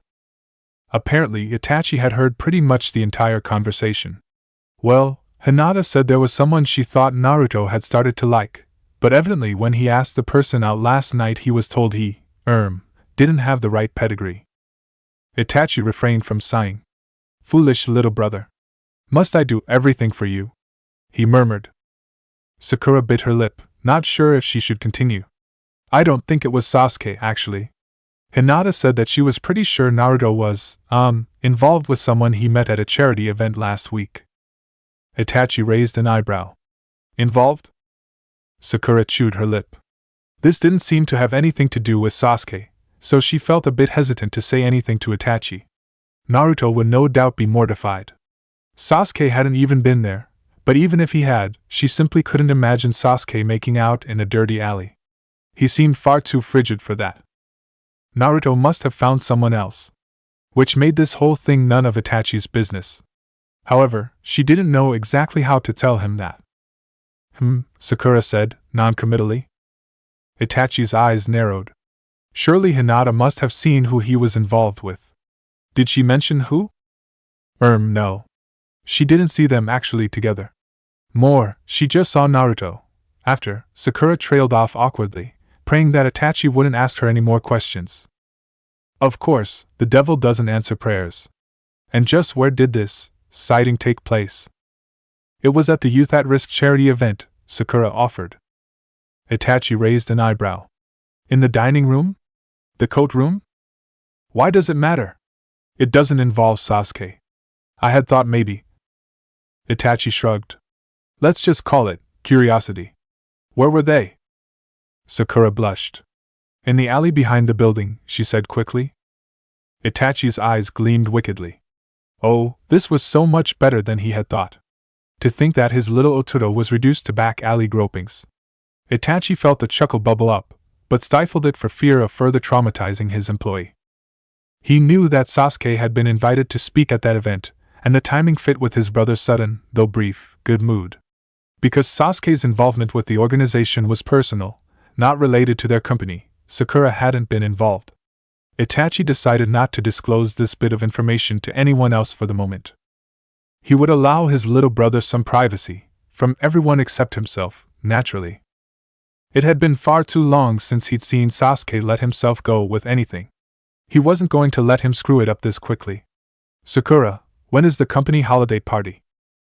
It's 2 days after Sasuke gets back from his South America trip, Sakura said slowly, wondering if Itachi was going to try to get Sasuke to ask Naruto to the party. Somehow, she just couldn't imagine Sasuke doing that. Itachi said, looking at Sakura. You should attend. And you should definitely bring a friend. Sakura opened her mouth, then closed it again. Itachi raised an eyebrow. You think it was Sasuke who said that to him, not the guy from the charity event? Sakura asked, somewhat surprised given what she just told him. Itachi was no fool. She narrowed her eyes, assuming that he must know something she didn't. If Sasuke really said that to Naruto, there's no way Naruto will come. And honestly, she firmed her eyes, meeting Itachi's gaze head-on. Honestly, I wouldn't want him to. Naruto is my friend. If Sasuke thinks he's too good for Naruto, I'm not going to drag him there just so Sasuke can treat him like shit. A second eyebrow joined the first, elevated on Itachi's brow. Aside from Sasuke, Sakura was now only the second employee in the entire company to challenge him on something. Sasuke has many flaws. Believing he is better than others just because of their family background isn't one of them. But if you prefer, I would be more than happy to invite Naruto myself. Itachi thought about it for a moment, and a smile appeared on his lips. Actually, I think that is an excellent idea. Sasuke boarded the flight to San Francisco, nodding in brief greeting to the first-class flight attendants who had already become familiar with him through his frequent travel. He stowed his briefcase and rollerboard carry-on in the overhead bin, and slotted his laptop into the magazine holder on the side of his seat. Normally, he would have prepared to sleep even though it wasn't a very long flight. Plane rides were one of the few times he would be assured of relatively undisturbed sleep from calls from work. The flight attendant raised her eyebrows slightly in surprise when instead of sticking the Do Not Disturb sticker by his monitor he accepted the menu and glass of champagne she offered him. Sasuke's mind replayed the events in the locker room. He wasn't one for apologizing. But he also didn't like to be misread. He was going to spend the 4-hour flight deciding if it was worth actually seeking Naruto out to clarify what he meant. And as hot as the blonde was, sex alone wouldn't be worth it.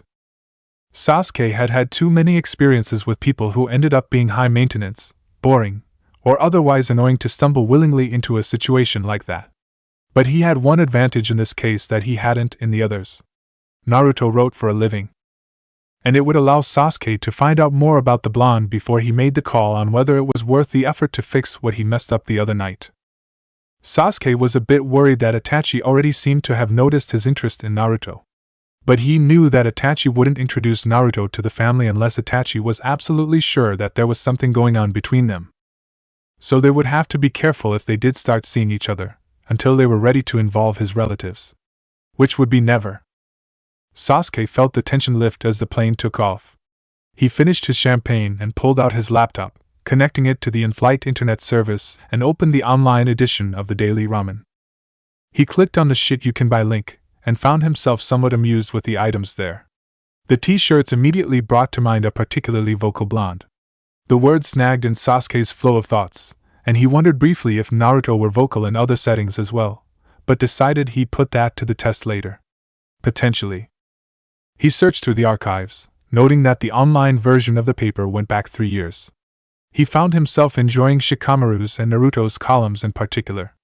Shikamaru's, because Sasuke had traveled widely and knew many of the places and situations that the man was making fun of.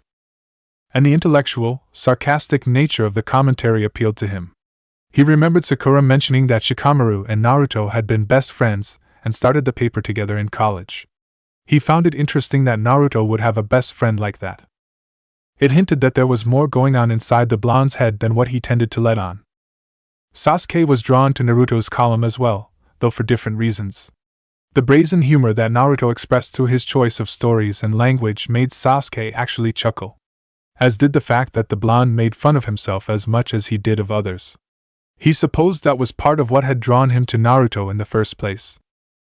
Naruto was able to give as good as he got in their verbal sparring. He didn't get all offended or need all kinds of reassurances the way a lot of people did. Sasuke found that appealing.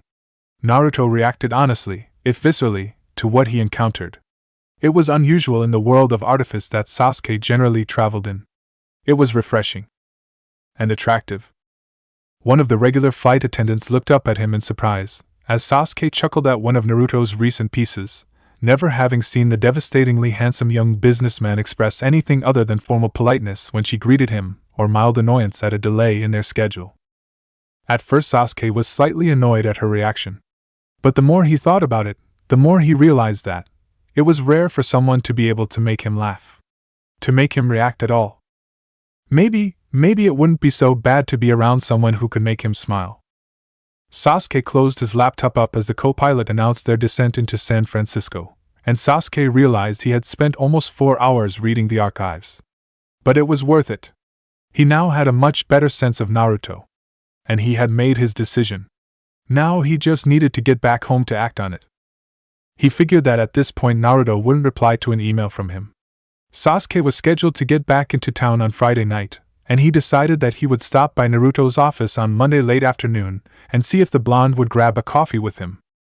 They could play it out as he was coming to complain about the article Naruto had written, and then he could talk to the blonde and see how he reacted and take things from there. Feeling better now that he made his decision, he took his luggage from the overhead bin and made his way into the terminal. He had plenty of time to make his connecting flight to Rio. He walked through the busy air terminal. As usual, he planned on spending most of his 2-hour layover in the lounge, grabbing a shower and catching up on emails quickly before his longer flight. Normally he didn't shop in the airport stores, finding little to his taste in the duty-free or touristy wares. He was walking past a shop that sold various souvenirs, including t-shirts. Without really stopping to think about it, he slowed and made his way into the store, scanning through the shirts. Most were pretty lame, but there was one that caught his eye. In red block letters across the top said Alcatraz Triathlon. Below it were the words dig, run, swim with stickmen drawn wearing prison uniforms miming out each of the actions. Sasuke felt his lips twitch, imagining Naruto wearing that shirt to work out in. He blinked when he realized what he was doing, and abruptly turned and headed to the first-class lounge to finish up the work he needed to before he boarded his next flight. Sasuke smoothed the expensive wool of his jacket. His flight back had been delayed, and he had missed his connection in San Francisco. He had only arrived back last night, and was still feeling barely human after the grueling travel schedule he'd had for the past 2 weeks. He had planned on skipping the office holiday party tonight, but Itachi had been insistent, telling Sasuke it humanized him to their employees. Sasuke said it was perfectly human to need some fucking sleep after 2 weeks of non-stop work and travel, but Itachi had merely handed him his tux and left him to dress. The sound of the door opening behind him signaled the return of his beloved brother. Sasuke bit back a growl. He was not in the mood tonight for any of Itachi's mind games. But as usual, he wasn't going to get a say in it. "Did you invite a guest to accompany you this evening, Sasuke?" Itachi asked coolly, straightening the bow tie of his tuxedo. Sasuke refrained from rolling his eyes. "I don't even want to be here. Why would I make someone else come with me? Besides, we never bring dates. This is business. Actually, I happen to have invited someone to the party this evening." Sasuke's head snapped up in shock despite himself. "Really? Who?" Itachi walked over, smoothly brushing his fingers through Sasuke's hair, as though adjusting the style. "It is someone you know, actually. That writer friend of Sakura's. Uzumaki." Itachi grinned on the inside at the shock and anger that seared through Sasuke's eyes. It was more emotion than he'd seen his little brother display in years. He decided it was time to go downstairs and greet their guests. Naruto stood on the steps of the imposing mansion where the holiday part was being held. He breathed out a short puff of air, wiping the palms of his hands on the dress pants he was wearing. He hated these kinds of events, but Itachi had called and Naruto hadn't been able to say no. Though looking at the heavy, carved door that marked the entry to Itachi's home, Naruto was revisiting that decision. He knew it would be too much to hope that he wouldn't run into Sasuke given that the holiday party for Uchiha Financial Holdings was being held in his brother's home. Not to mention he was co-owner of the company, and it was a company party. Of course the bastard would be here. Naruto drew a breath and told himself he would just ignore Sasuke as much as possible. After their last meeting, he didn't expect the guy to exactly seek him out, either. Sasuke had made it pretty clear that he had no desire to be seen publicly with Naruto, and this event was even more public than lunch would have been. Deciding he was finally ready, Naruto reached up to knock on the door when it was answered by a man wearing a tuxedo, offering to take Naruto's coat and escorting him inside. He felt more than a little out of place given that most of the people here either worked together or were here as the date of someone who did. His eyes searched the room, looking for Itachi. He didn't expect to know anyone else here, given that Sakura was still out with the flu. He had just caught a glimpse of slightly familiar red hair when he felt a hand settle on his shoulder. He jumped slightly, and turned around to find Itachi standing behind him. "Naruto-kun. It's nice of you to join us this evening," Itachi said smoothly. Naruto could only blink for a moment. Itachi was looking at him almost affectionately, and the effect was a little overwhelming. "Fucking Uchiha jeans." Naruto felt Itachi's hand slide down from his shoulder and rest at the small of his back, and barely suppressed a shiver. Itachi?" Naruto couldn't deny that the man was undeniably the most attractive man he had ever seen. Every time the guy walked past a group of people, at least one or two broke out in nosebleeds. But given what had already happened between Naruto and Sasuke, he knew anything with Itachi would be out of bounds. But he felt a little nervous about saying something too direct in case he was misreading Itachi. That would be incredibly embarrassing. Amusement flashed across Itachi's eyes, as though he knew exactly what Naruto was thinking. Which is ridiculous, Naruto thought, somewhat panicked. He can't read my mind. Naruto stepped forward slightly, just enough to break the distracting touch. He felt a far less friendly presence approaching and turned, not surprised to see Sasuke. What did surprise him was the level of anger that he sensed coming from the man. Sasuke's gaze lingered to where Itachi's hand had been resting on Naruto's lower back, then snapped back to Naruto's face. "Ah, Sasuke. So nice of you to join us. I thought you were going to stay glued to the back wall like you usually do at these things," Itachi said, calmly ignoring his little brother's clear show of temper. "Naruto-kun. As host I must go and greet our other guests. I will find you later this evening." Since Sasuke is never much help with these events, I trust he will at least take care of you for the time being. With that somewhat unsettling statement, Itachi walked back into the throng of guests, smoothly charming his way through old and young, male and female alike.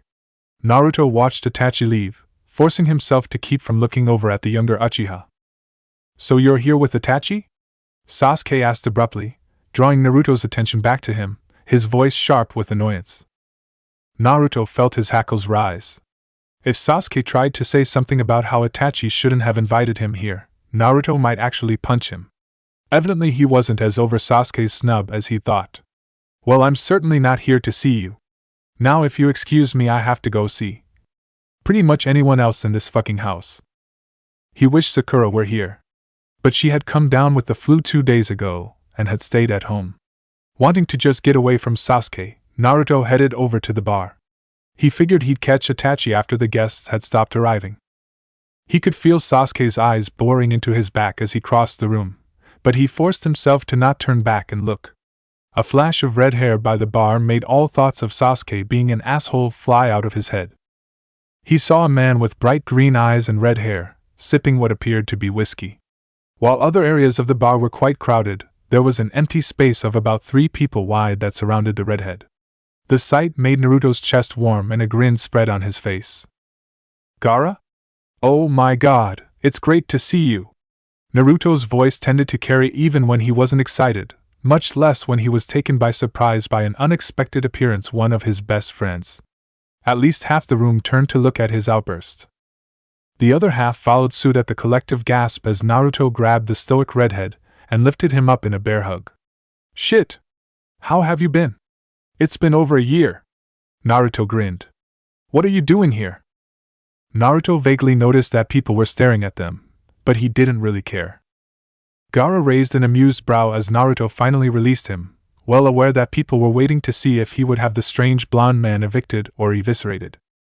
I work here sometimes, Gaara said, shrugging, and sipped his drink that had miraculously not spilled with Naruto's effusive greeting.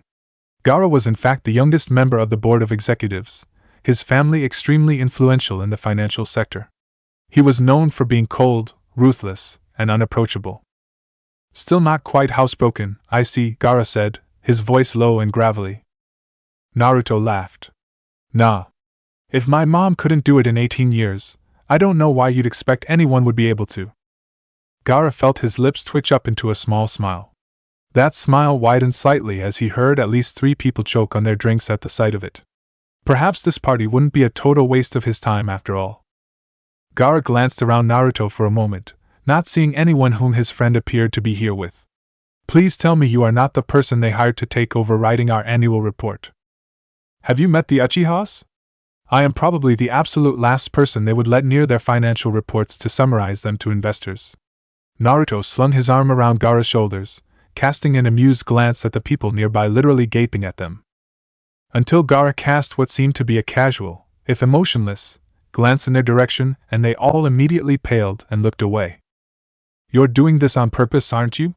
Gaara asked, simply standing and allowing Naruto's arm to rest on his shoulders with no outward reaction at all. Of course. It's one of the main side benefits of being your friend. Everyone is so scared shitless of you. I never could figure out why. You're such a teddy bear. He ignored Gaara's warning growl. Messing with them is pretty fun. Just think of all the gossip at the water cooler you'll get to hear on Monday morning. I have no interest in listening to their gossip. Why are you here? Gaara looked at Naruto's semi-formal attire. And what are you wearing? I think this is only the second time I've seen you without an obnoxious t-shirt on. Naruto smirked. Oh, I'm wearing one. It's just hiding under this boring shirt. Hinata designed a whole new set of them. You want to see? I was planning on sending you one for Christmas. Gaara simply raised an eyebrow. I don't celebrate Christmas. Why would you send me a t-shirt? To annoy you? Like you need any help with that. Is there going to be any stopping you? Nope. But you have to see it. Hinata's a total genius. Deciding that he would not take off his button-down shirt in the middle of a crowd of people who had already spent the better part of the last several minutes alternating between staring at them and trying to pretend not to stare at them. Naruto grabbed Gaara's arm and dragged him to the nearest doorway, which turned out to be a large, comfortable library. Naruto began unbuttoning his shirt, then winced as the finger he'd cut making breakfast that morning caught on a button. Fuck! Gaara's face didn't alter in expression as he batted Naruto's hand away and took over unbuttoning the shirt. The sound of a throat being cleared drew their attention to the doorway of the library. Is this really the place for this, Sabaku? Naruto turned to see Sasuke leaning against the door jamb, eyeing them both narrowly with barely suppressed anger. What the fuck, asshole? I was just showing Gaara my... Naruto began. Yes, I'm quite aware how much you like to play show and tell in public places. Evidently libraries are just as entertaining as locker rooms. Gaara looked between the two angry men then turned to Naruto. Naruto. Is Uchiha giving you problems? Sasuke's eyes locked with Naruto's. Are you going to hide behind Sabaku's skirts? Naruto could feel Gaara bristle, though outwardly his friend appeared calm. Why would I? Even if Gaara and I were in here looking to test out every angle of the Kama Sutra, what possible problem would you have with it? Gaara gave Sasuke a hard look. It doesn't sound like Naruto thinks there is much to talk about with you. So unless you had something specific that you needed, Uchiha. Sasuke narrowed his eyes slightly at Gaara before turning his glare back full force on Naruto. What the fuck do you think you are doing? You seriously can't keep it in your pants for an hour while my brother had to step out to take a phone call? Wait, what? Naruto couldn't decide if he was more angry or confused at this point. What the hell is wrong with you? Why the hell would Itachi care if I was in here researching new sex positions to try out with Gaara? Sasuke slammed the door closed behind him, not wanting their voices to carry. Usually when you bring someone to a company function as your date, you don't expect them to sneak off into a secluded room and start letting other guests strip them. Naruto looked at Sasuke for a moment, completely shocked. Then he started to laugh. You thought, he gasped for breath. You thought I was here as Itachi's date? Shit, Sasuke, just how much did you drink tonight? Sasuke narrowed his eyes. If you're not here as his date, then why are you here? Seriously? He didn't tell you? Naruto started laughing again. And yes, Naruto was laughing at him, not with him. Sasuke walked over to him, barely stopping himself from grabbing the front of Naruto's shirt. Answer the question, dope. Gaara also took a step closer, cold aggression pumping off him. Naruto rolled his eyes at Sasuke. He told me that there were several members of the board coming tonight, and I could come and try to talk to them about becoming sponsors of At Risk. Sasuke looked at him for a moment, making a mental note to eviscerate Itachi later. So, you're not dating Itachi? No, Naruto looked at Sasuke as though he might be mildly retarded. Sasuke ignored the look, wanting to confirm something else first. But his posture relaxed fractionally. He was much less worried about having Gaara as a potential rival than he had been if it were Itachi. And what about you and Sabaku? It's okay, Gaara, Naruto said, turning and laying a hand on Gaara's arm, feeling it tense beneath his fingers. It looks like Sasuke and I have a few things to discuss after all. Gaara hesitated, clearly not sure if he should leave the two men alone. He had been extremely protective of Naruto ever since. Naruto stopped that train of thought. He wasn't going to go there anymore. If Sasuke actually has something to say, I don't have a problem listening. I just wasn't aware there was anything to discuss. Gaara gave Sasuke a hard look, trying to read his intentions. I'll be in town for the next 3 days, Gaara said at last, releasing some of the tension that had been building relentlessly since Sasuke had entered the room. He turned to Naruto. Just let me know if you need anything. He turned and nodded curtly to Sasuke. Uchiha. Naruto looked over to the red-haired man. Thanks, Gaara. I'll call you tomorrow and we can grab dinner. Gaara simply nodded to Naruto, eyed Sasuke warningly one last time, then took his leave through the rear door of the library. A slow smile spread over Naruto's face as he turned back to look at Sasuke. You're jealous, aren't you? I was letting Gaara take my shirt off in your brother's library, and you were jealous. This had nothing to do with you defending Itachi's honor, or whatever other bullshit you said. Pfft, don't flatter yourself, Uzumaki. I just didn't want my brother to be embarrassed in his own home. Naruto raised an eyebrow. Then once you found out that I wasn't here as your brother's date, why didn't you just leave? Sasuke looked at him briefly. You didn't answer my question about you and Gaara. Naruto's smile widened. And you didn't answer mine. And you're still standing here.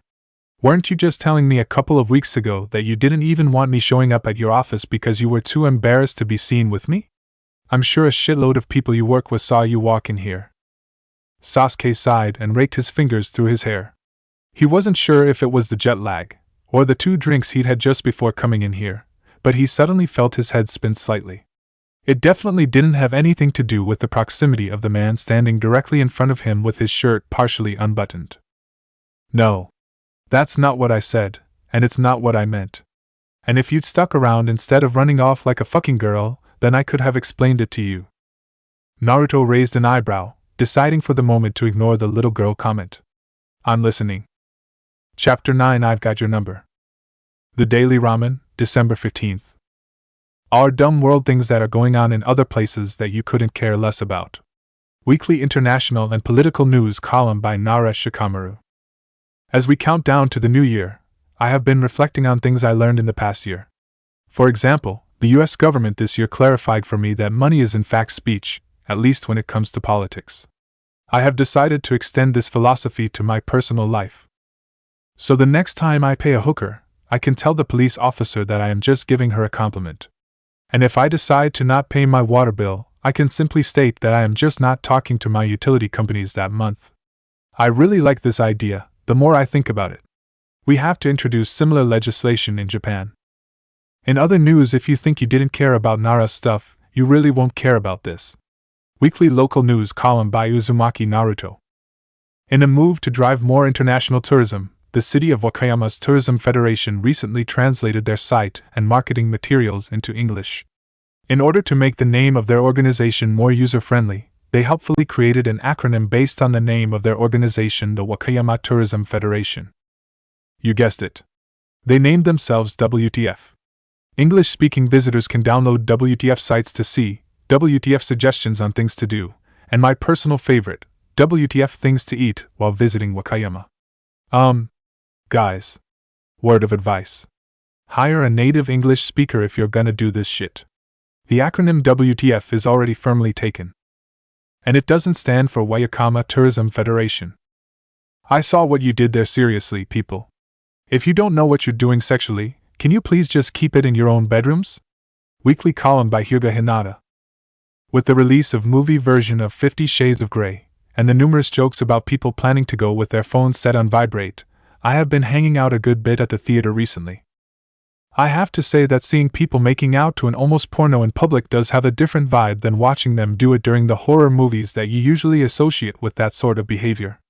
Both tend to have low bars in terms of plot, so you don't miss much if you are sucking face with your date. But if you're going to make out, please don't be sloppy.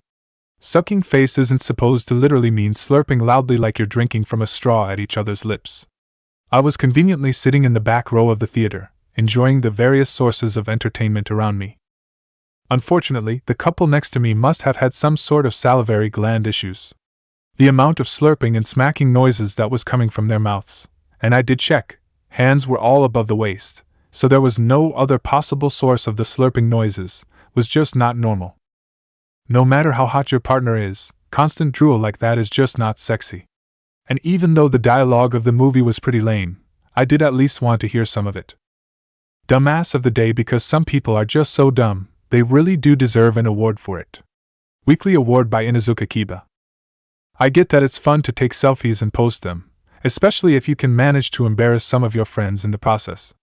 But you have to remember that once you post them, they are public. Which means that people you don't necessarily want to see them might do so. One local 20-year-old thought it was funny to snap a selfie of himself holding up his friend who was unconscious and drooling after taking an overdose of his mom's Vicodin. A half an hour later he dropped the ODing friend off at a hospital and drove away. But the police happened to find the Instagram. And now the dude's in jail. And our dumbass of the day. Way to go, brah. Bad shit's going to happen to you, but at least now you know. Weekly horoscope by Abiraim Shino. To the roosters. If you want to make friends with professional wrestlers, you need to have more folding chairs around your house. It will make them feel more at home when they want to smash something over your head. To the rats, despite your attempts to make it look like an accident, investigators will see through your thinly veiled attempt to set fire to your boss. Come up with a new plan. To all the rest, I have nothing to say to you. Not even the rabbits. Sports news. Sports are a celebration of endless youth. Join me in reveling in them. Weekly column by Rock Lee. I cannot believe it. It is the best, most amazing fitness trend ever. The 50 Shades of Grey inspired Smutfest has spilled over into exercise. Dominatrixes are offering their talents to drive true performance motivation in gym classes. The fad that began in New York and LA has landed in Konoha. I am beside myself with youthful vigor. I have already filled my schedule for the next month. I am hoping to book several private sessions. I will break the internet with my testimony of its benefits next week. No. That's not what I said, and it's not what I meant. And if you'd stuck around to let me explain instead of running off like a fucking girl, then I could have explained it to you. Naruto eyed Sasuke warily. I'm listening, Naruto said. Sasuke opened his mouth to speak, but the knob on the door rattled and an older man with gray hair entered, looking at Naruto's unbuttoned shirt and the way Sasuke was standing much closer than normally considered socially acceptable. Sorry, Uchiha-sama. I thought I saw Sabako-sama come in here. I had some business to discuss with him, the man said obsequiously. Sasuke arched a brow, daring the man to indicate that anything sordid was going on. After all, he wasn't the one who had unbuttoned Naruto's shirt. Naruto stood casually, completely unfazed, and offered. Gaara just left. I think he went back to the party. I'd check over by the bar. The man nodded nervously, then seemed to recognize Naruto from the little performance he'd put on with Gaara earlier in the evening. You seem to know Sabako-sama quite well, the man said, licking his lips nervously. His tone of voice indicated a disbelief that anyone could actually get to know the terrifying young redhead in any capacity, much less well. Naruto snickered at the man's expression. God, he loved being Gaara's friend. People were always so freaked out about it. Gaara? Yeah, he and I go way back. Don't let him scare you. Just give him a big hug and ask him whatever you need to.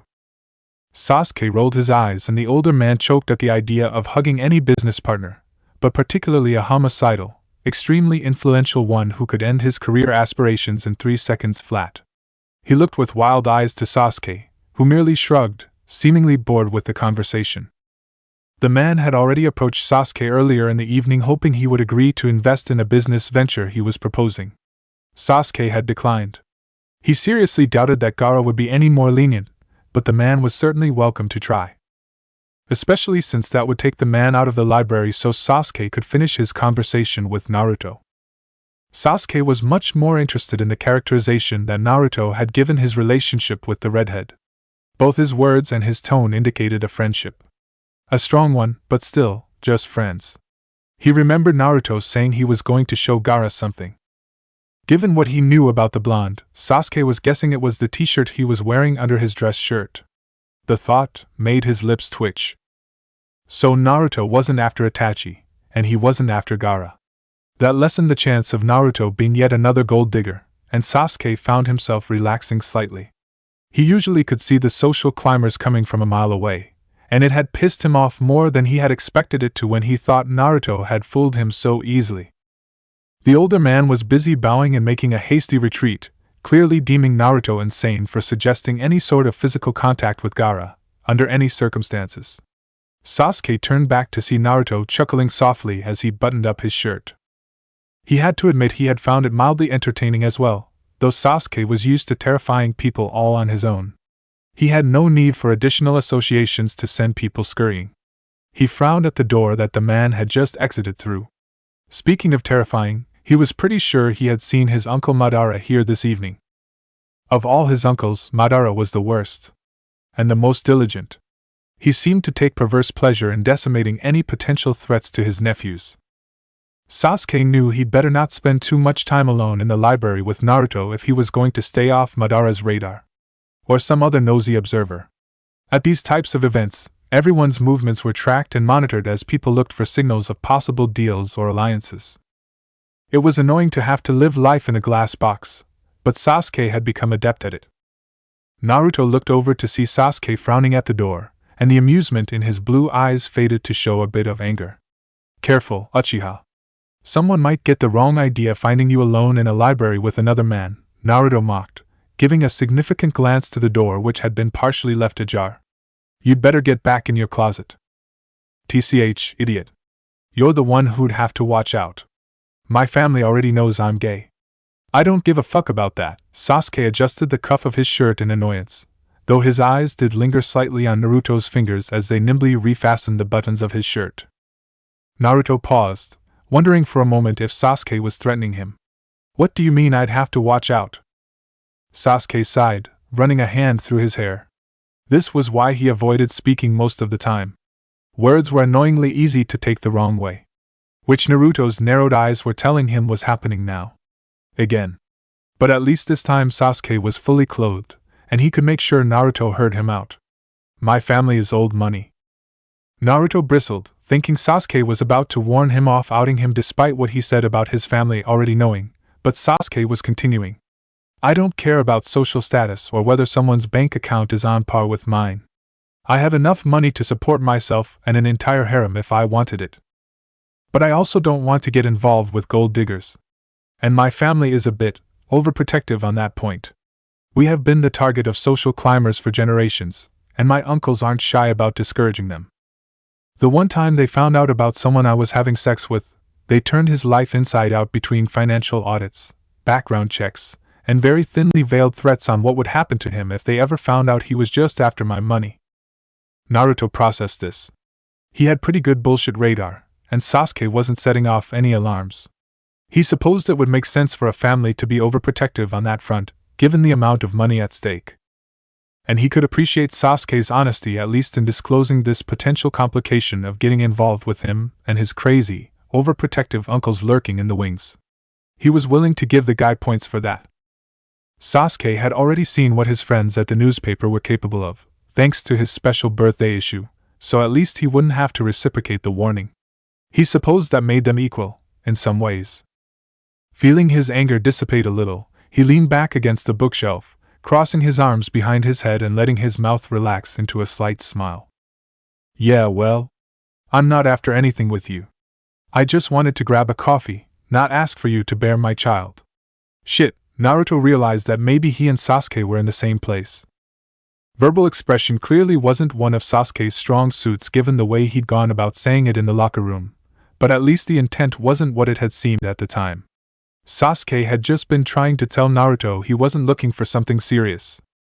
Which was the same reason Naruto had wanted to have coffee with Sasuke before anything happened.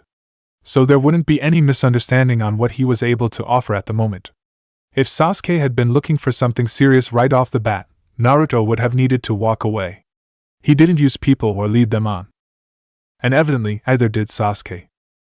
It actually made it much simpler since they both were evidently looking for the same thing. Of course, Naruto wasn't going to let the gold digger implications slide. And for the record, I don't like you for your money. I have my sugar daddy that lives in your apartment building for that, remember? Actually, I really can't think of anything I like about you at all. Naruto gave a lopsided grin, his eyes drifting casually over Sasuke's form. Sasuke smirked, his body posture relaxing a bit as they fell into their familiar banter. He realized that he had actually missed it. Surprisingly. That's good. I don't do sloppy seconds from my neighbors anyway. And I don't see much to like about you either, Sasuke said in a bored tone, belied only by the intensity of his dark eyes. A man's voice drifted in from the partially open library door, reminding Sasuke of where they were. He thought quickly and pulled out his business card, writing his number on the back of it, and flicking it over to Naruto. The blonde caught it with a downward swipe of his hand and an annoyed glare. If you feel like discussing our mutual dislike of each other in private sometime, you can give me a call. Just don't show up at my office with a bouquet of fucking flowers, Sasuke said, his eyes lit with dry humor. TCH, like I'd ever give an ass like you flowers. Naruto looked at the neat, perfect handwritten numbers on the back of the smooth, formal business card. Don't pine away waiting for my call. Not in this lifetime, dumbass. Sasuke turned and headed back out to do his minimal duty as co-host of the company party. Naruto saw the small smile playing on the man's lips as he left the library when he turned and added, "But I'm leaving on a business trip in the first week of January." It was a deadline of sorts. Naruto knew that if he didn't call Sasuke before then, the man would assume he was no longer interested and likely move on. Naruto ran his index finger, feeling the embossed lettering on the small square of expensive vellum.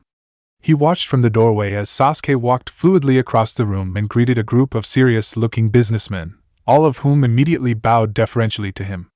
Naruto carefully slid the card into the front pocket of his shirt. Somehow he got the feeling that Sasuke didn't give out his personal number very frequently. The thought made him hum a bit as he walked into the main room, scanning the crowd for the 3 people he had promised Tenten he would try to talk to for her charity. Naruto had finished his obligations for the evening, and was scanning the crowd to see if Gaara were still there.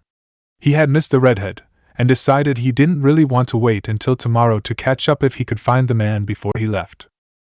He felt a prickle along his spine and turned to see another man looking at him from across the room.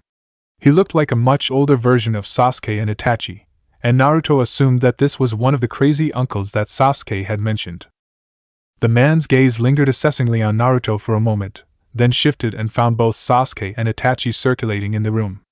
His gaze lost its threatening air as he went back to the conversation he was having with the group of important-looking men surrounding him. Naruto began to have a vague idea of what Sasuke was concerned about. He shrugged off the prickle of nerves, given that he had no desire to take financial advantage of either of the Uchiha brothers. He turned and headed over to Gaara, who he found leaning against the bar, enjoying his solitude. He raised a brow as Naruto approached. "Hey. Sorry about earlier. Sasuke and I had had a misunderstanding that needed to be cleared up. When did you start working with the Uchihas?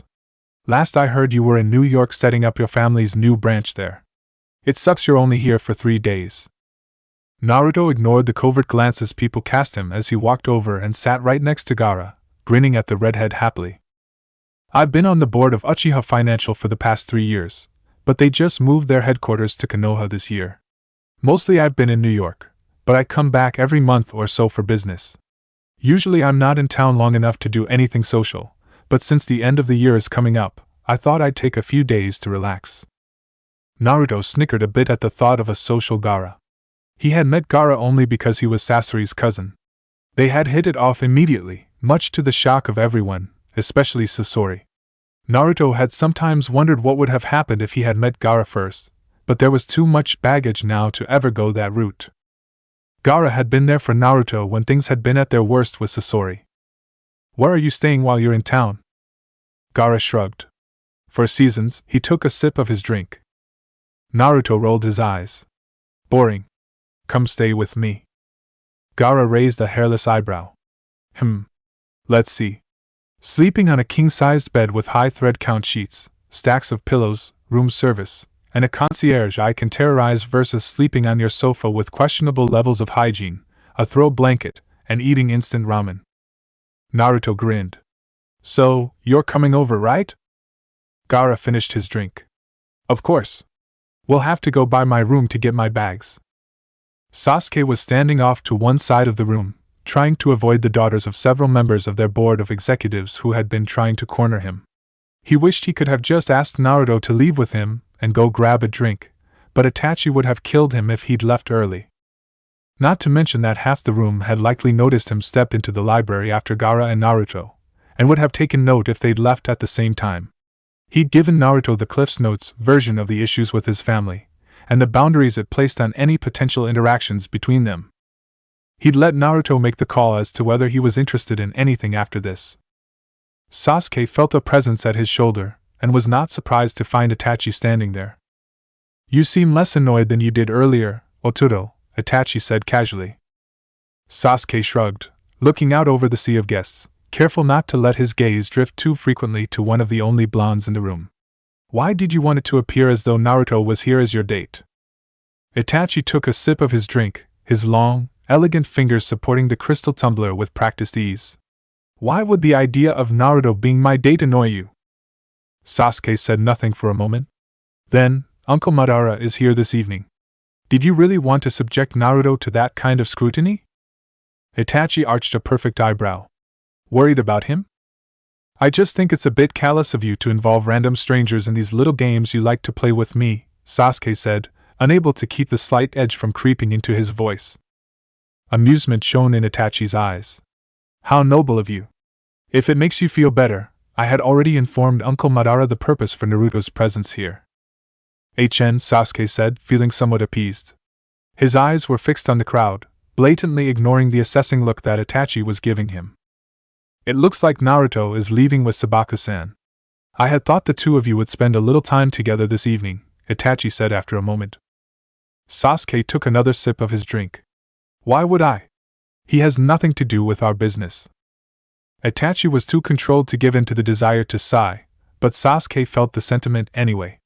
It almost made him smile, but he suppressed it since smiling would destroy the air of not caring that he was trying to pull off.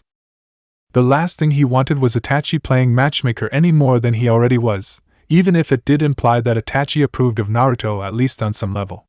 It would make things easier if Itachi wasn't dead set against him. Sasuke nodded to one of the heads of their financial derivatives business unit, and walked over to make the obligatory small talk and show of personal interest. He could feel Itachi's eyes on him the entire time. It was going to be a long evening. Naruto and Gaara lay on the floor of Naruto's small living room, game controllers in hand. The blonde watched as the redhead's character scaled the walls of the elaborate palace before diving down to take out 6 guards in less than 3 seconds.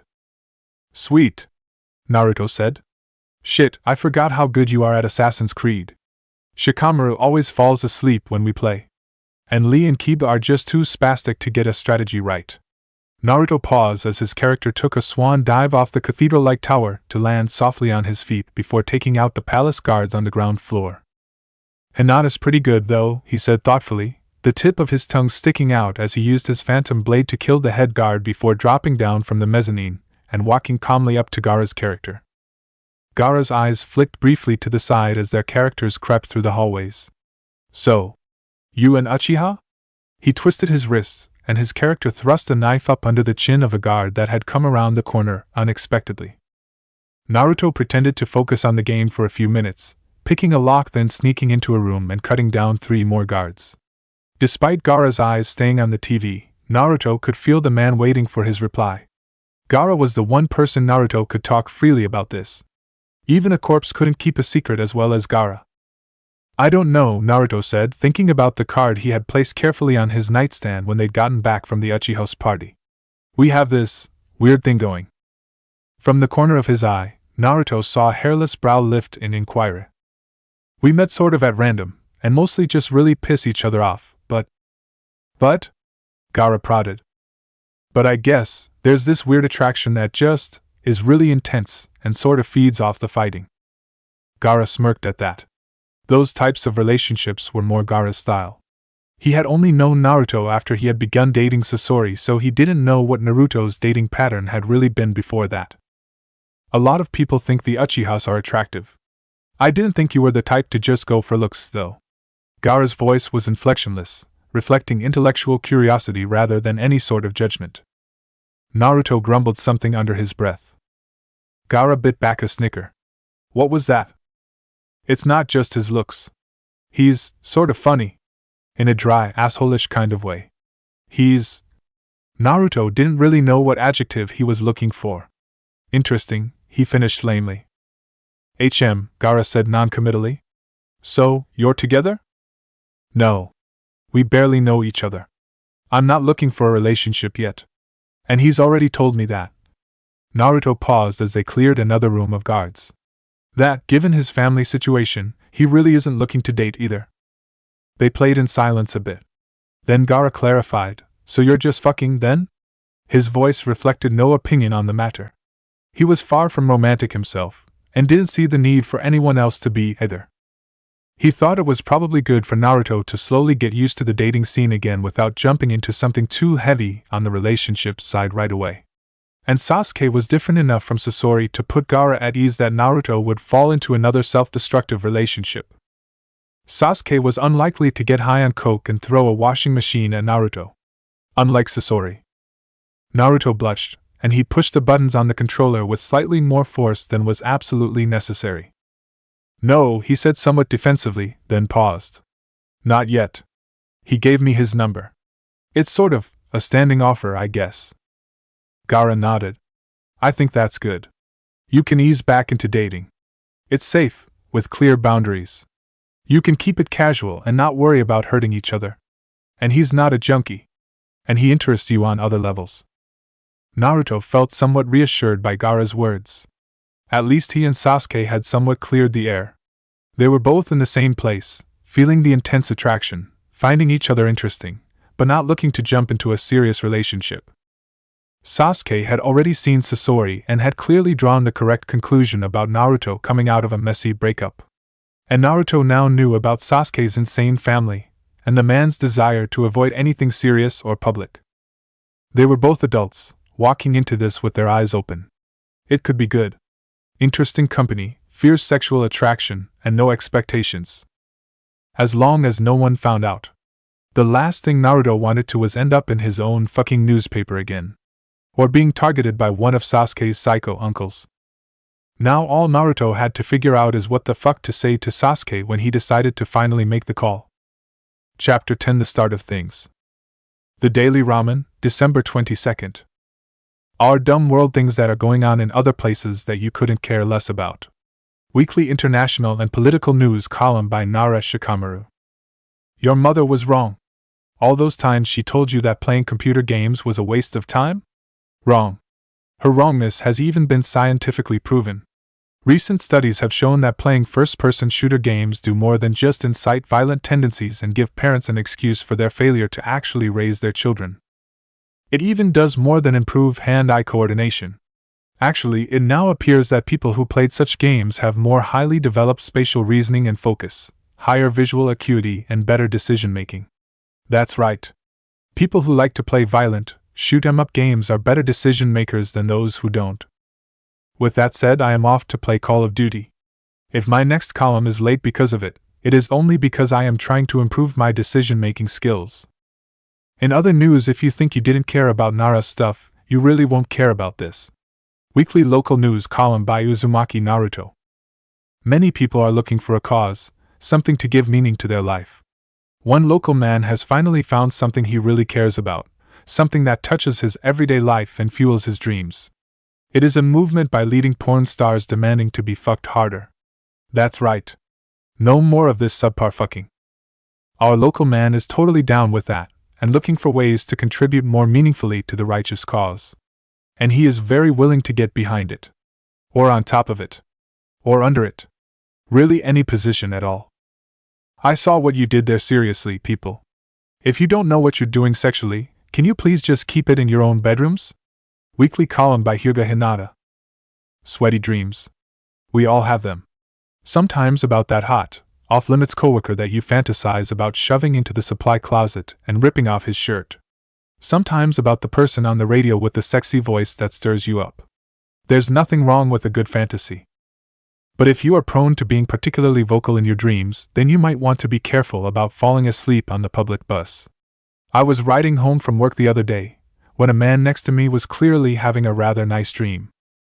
He was slumped against the window, just a trickle of drool coming out of his mouth innocently, when the moans started. Followed by a rather impressive tent forming in his work pants, and then the calling out of "Oh Tai Li, yeah, upside down on your hands, oh yeah, ugh." Evidently he had reached the good part of the dream. Given the verbal description of what appeared to be quite acrobatic sex, I give him at least a 7 for imagination. Too bad there was no visual to go along with the narrative. Dumbass of the day, because some people are just so dumb, they really do deserve an award for it. Weekly award by Inuzuka Kiba. There's nothing wrong with being proud to show off your new tattoo. Especially if it's in a place where not many people will get to see it. But if you're going to snap a pic to post on Facebook and share with the world, you want to be sure that you don't have any extra body parts showing that could get you arrested. Or fired. One local man didn't quite figure that out. He had a new tattoo on his upper thigh that he wanted to show his friends. Unfortunately, he forgot to have Mr. Wiggly step aside for the photo shoot. And in his excitement to share with his friends, he posted the shot on Facebook that included more than half of his penis. Where he shared it with many friends, including some people at work, and his boss. So now, he is looking for a new job, and is our dumbass of the day. Bad shit's going to happen to you, but at least now you know.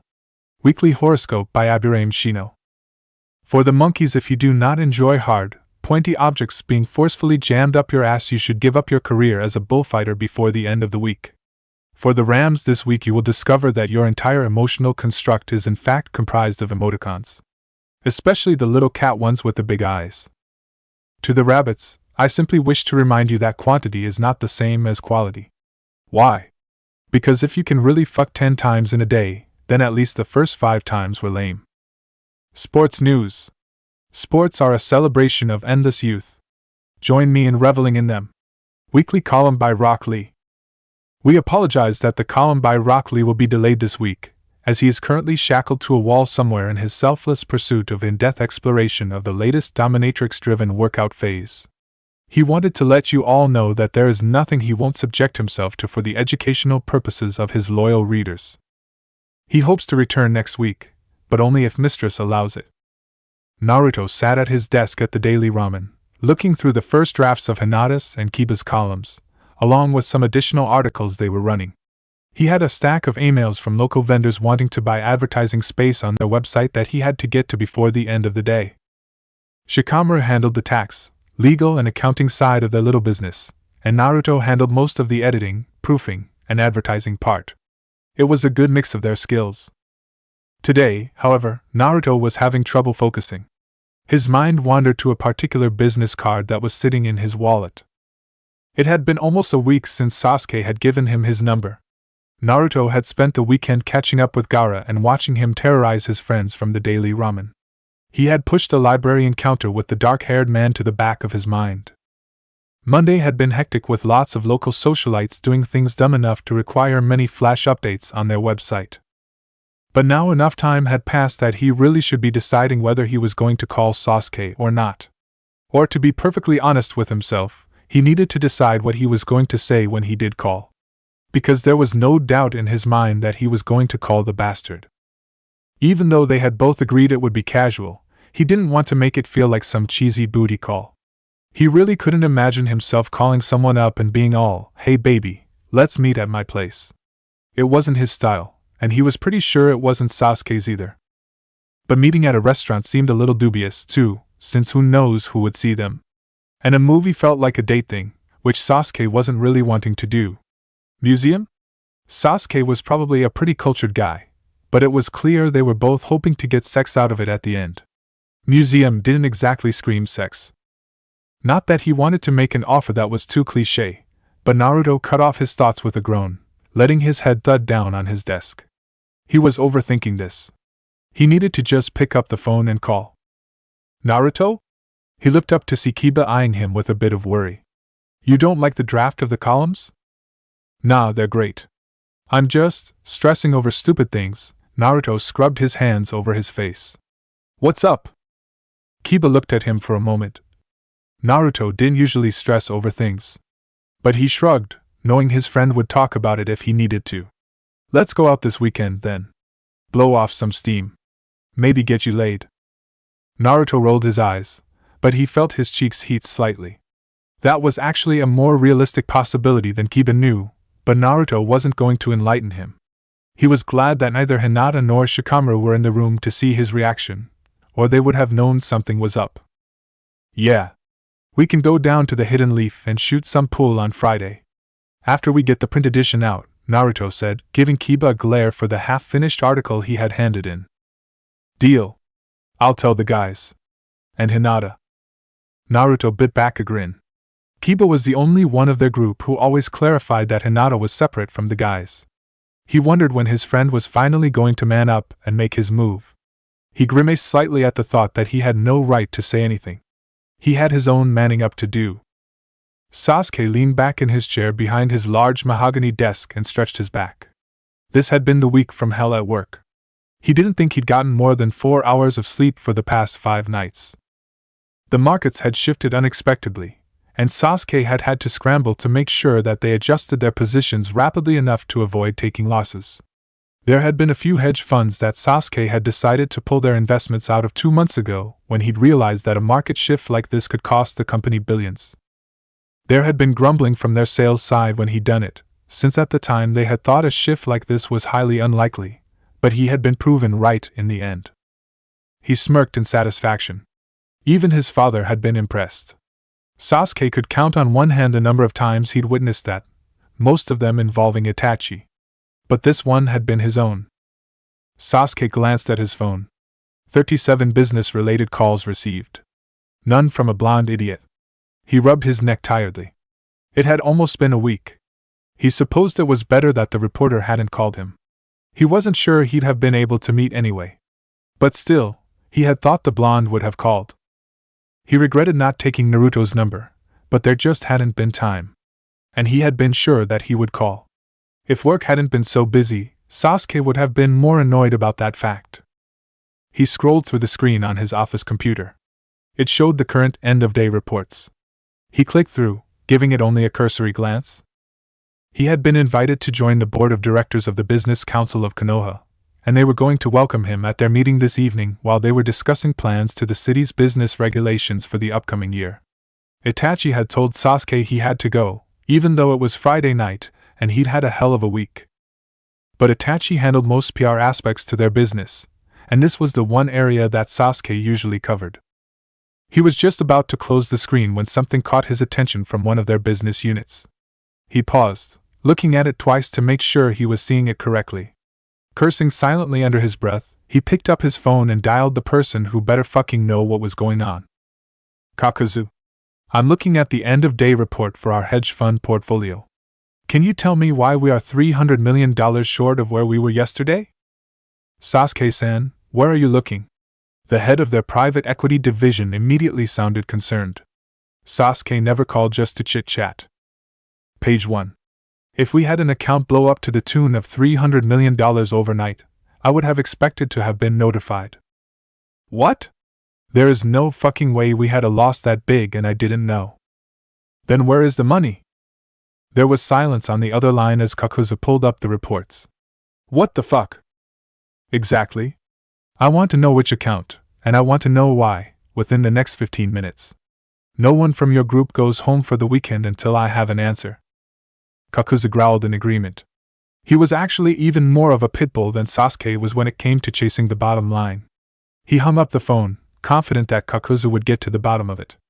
And rip a new one in whoever let this slip.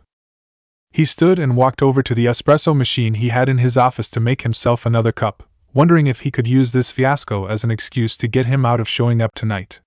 He doubted it. His phone rang exactly 7 minutes later. Sasuke smirked. He was surprised he couldn't hear Kakuzu shouting from the floor below him. Talk, Sasuke said tersely. Nothing blew up. But we have a problem with operations. I have Udan here to try to explain this to us. Kakuzu sounded pissed, but not panicked.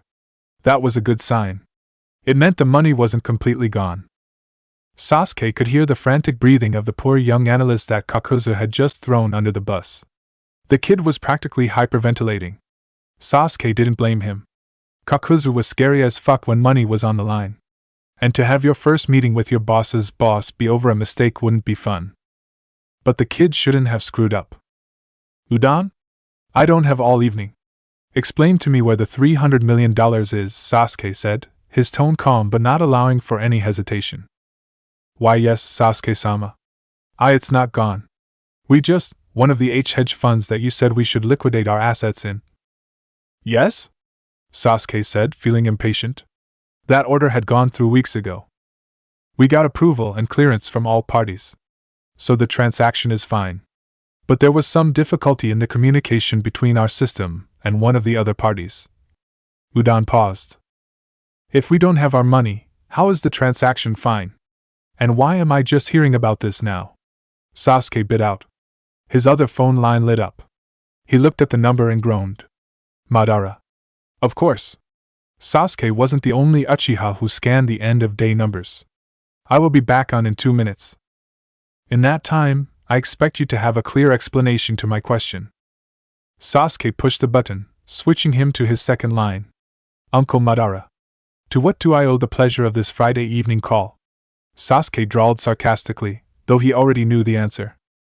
What happened with the hedge fund portfolio, and why wasn't the board immediately notified of a loss of this size? Sasuke bit back a curse, the small headache he'd had from lack of sleep blossoming into a full-blown pounding. I'm on the other line with the account analyst now. I'll know shortly. You'd better. We don't make mistakes of this magnitude at Uchiha Financial Holdings.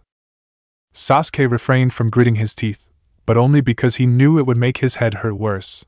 He clicked to the other line. Start talking now, and you'd better make sense. Well, we had to see our shares in part of the hedge fund holdings. It was one of the major ones in that part of the portfolio, almost 700 million total. It took a while to unwind some of the positions because of the complexity of the.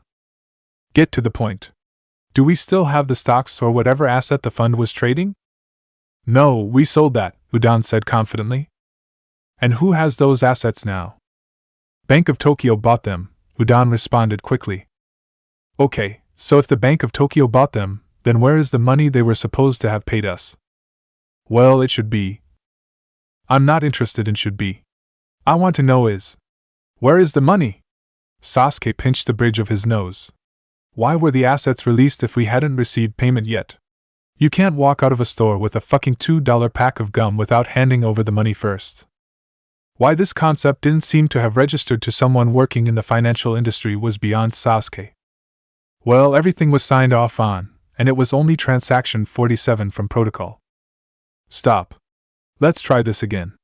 Is the money with us? No. Are the assets with us? Udon drew a stuttering breath. And no. Okay. So do you see the problem here? Sasuke asked, his voice deceptively soft. He could hear Kakuzu swearing through the line. Who owes us the money for these transactions? Sasuke fervently hoped it wasn't the original hedge fund, since they had gone bankrupt earlier this week due to their poor read of the market movements. Just like he predicted they would.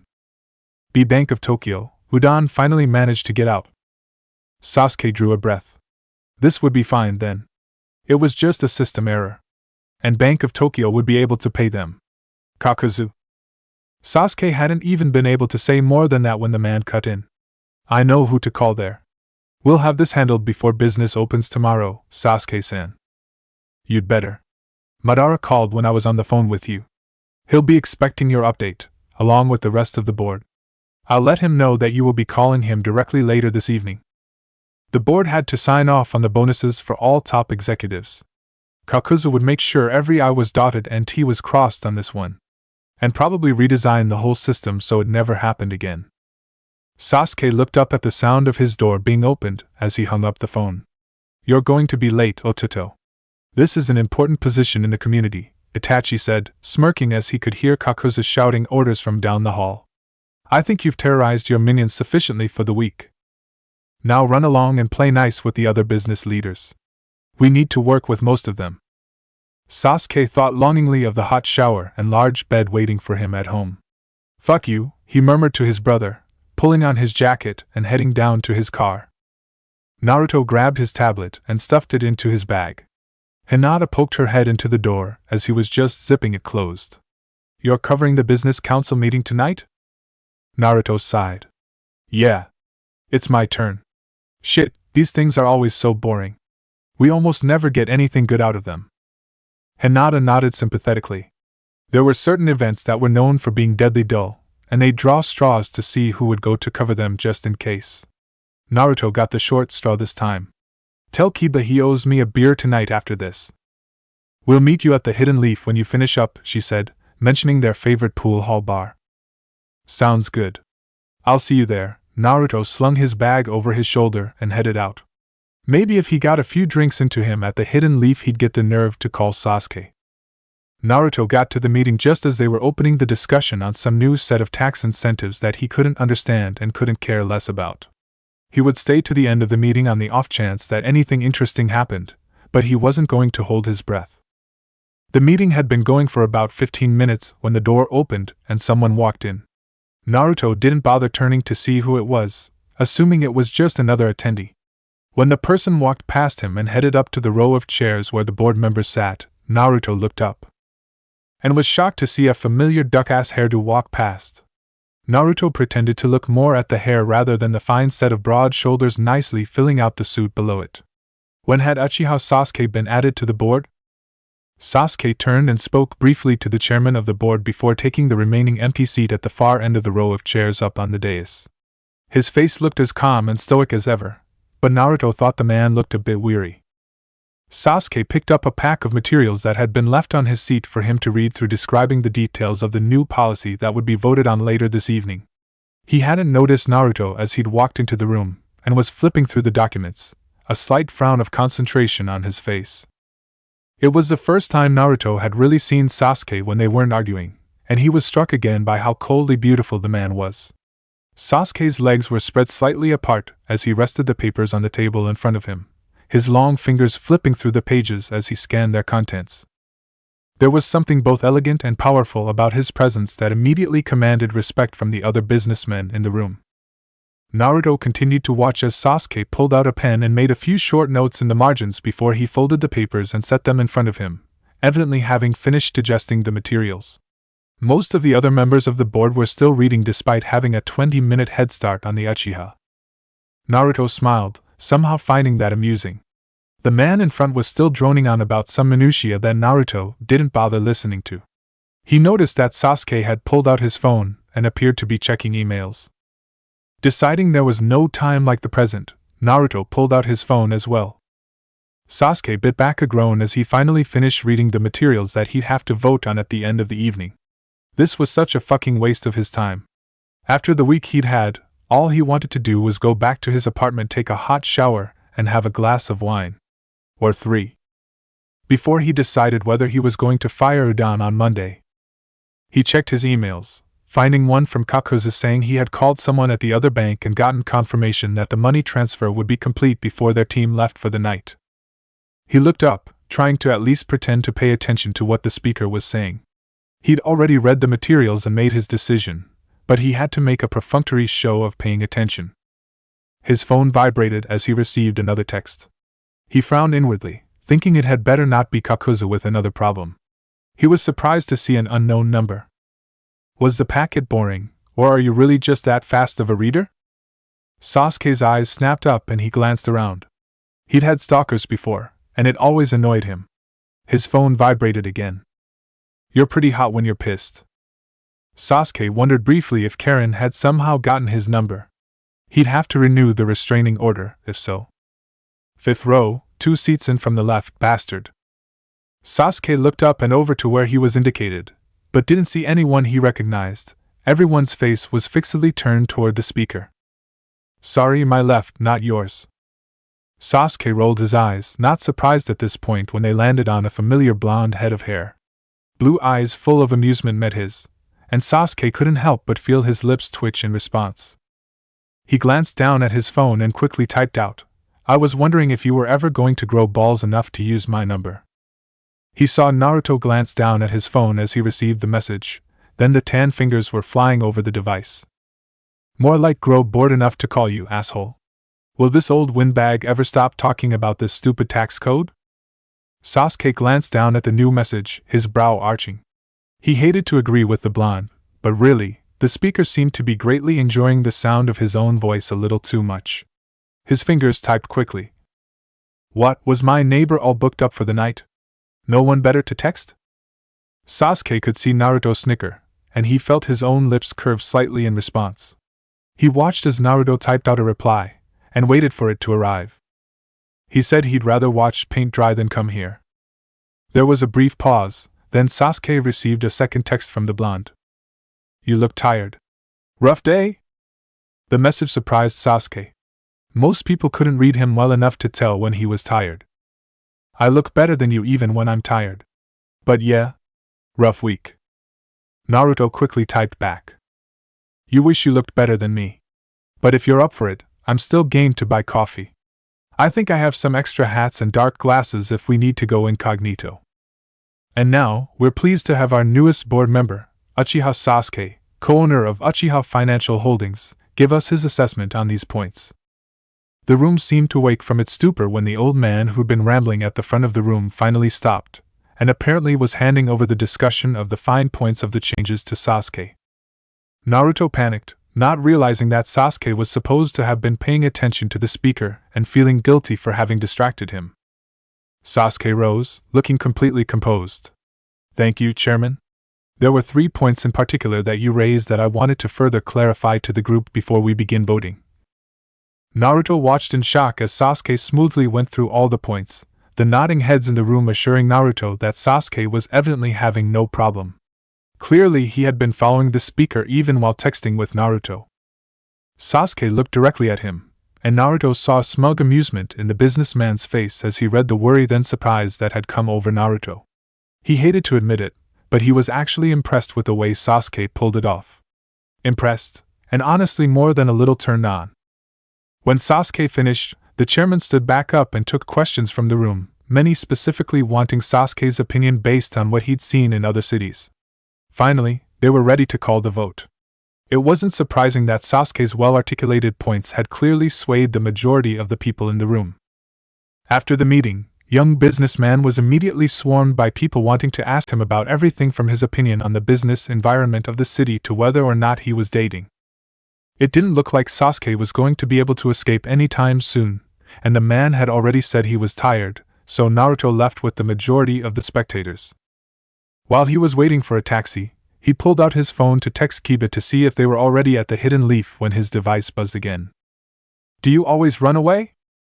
Naruto looked up, but Sasuke hadn't emerged from the building yet. Naruto typed back, "You looked like you were already at your quota of groupies pawing at you for the day. I'm not into the group thing on first dates." Naruto really hoped that whoever was standing next to Sasuke couldn't read his texts, but he figured Sasuke knew what he was doing. "So you're one of my groupies now?" Naruto couldn't help the grin on his face as he texted Sasuke back. "You're not cool enough to have me as a groupie, but I might consider letting you be mine." He shivered a bit as the frigid night air was penetrating his jacket. A taxi went past, but he didn't flag it down, wanting to see what Sasuke had planned for tonight. He punched out another quick message. "So, are we on for coffee later or what? If you're too tired for going out, that's fine." Naruto wasn't expecting Sasuke to agree, given that he'd already said he was tired and he was still evidently being mobbed by the local businessman. He was surprised when he read the next text from Sasuke. "I don't want to deal with going out tonight, but I have a decent espresso machine at my place. I could probably add enough milk and sugar to make it palatable for you. You can come by in about an hour if you don't already have plans.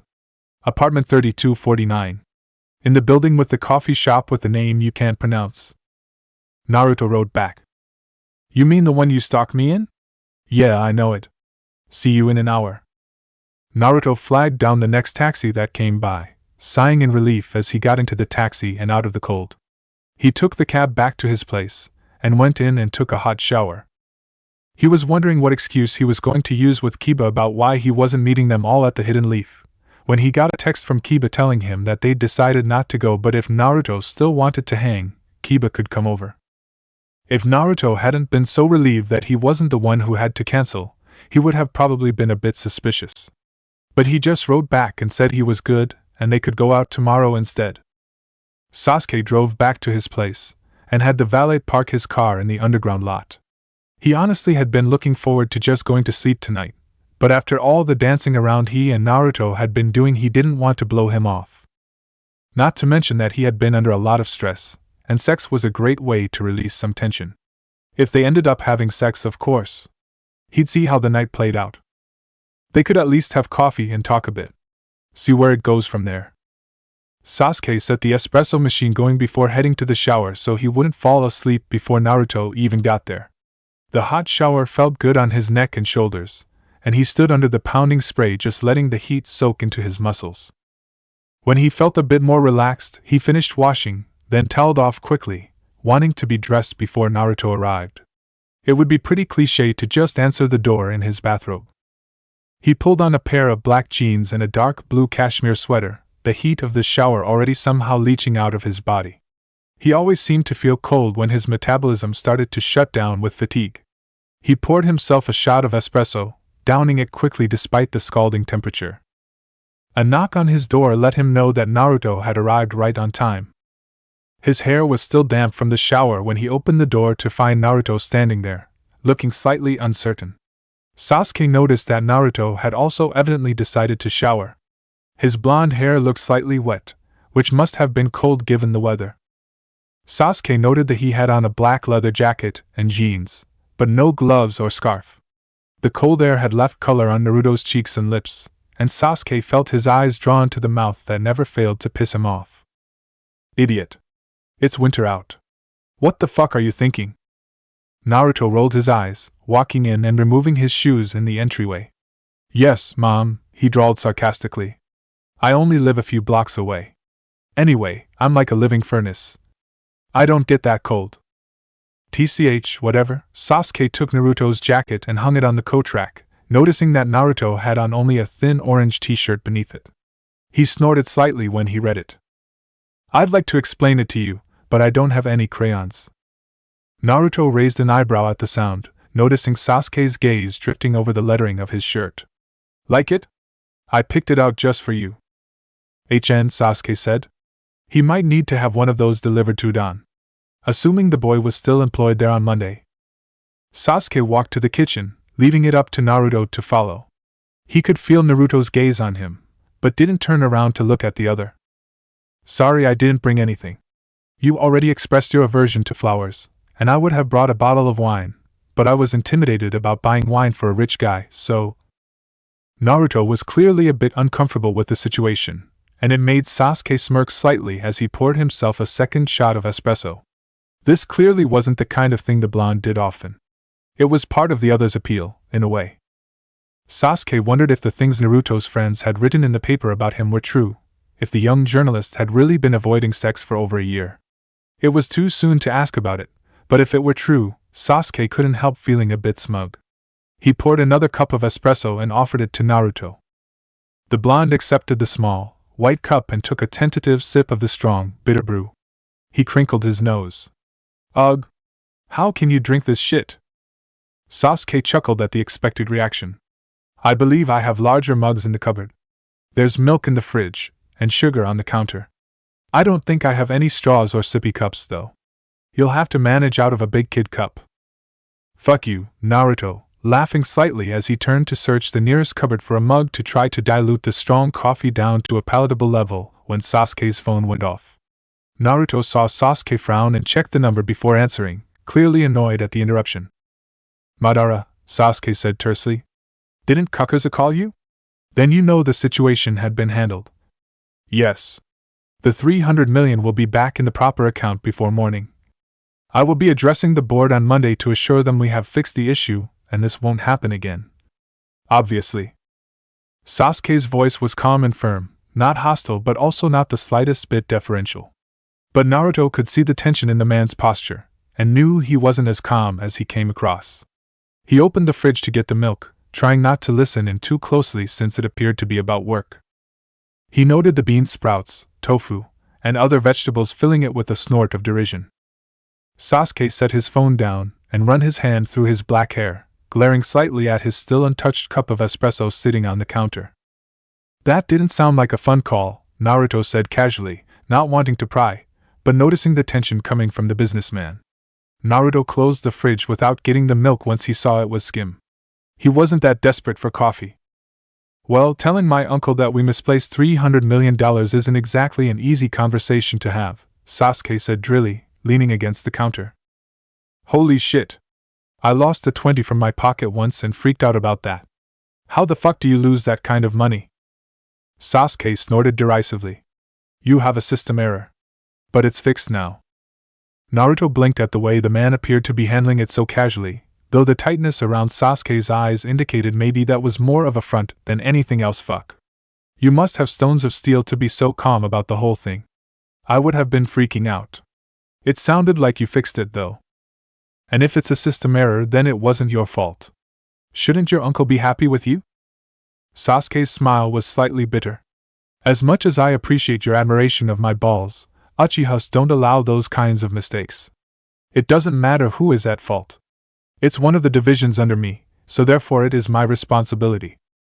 Naruto thought briefly about what that kind of pressure must feel like, and looked at the small cup of coffee Sasuke was holding in his hand.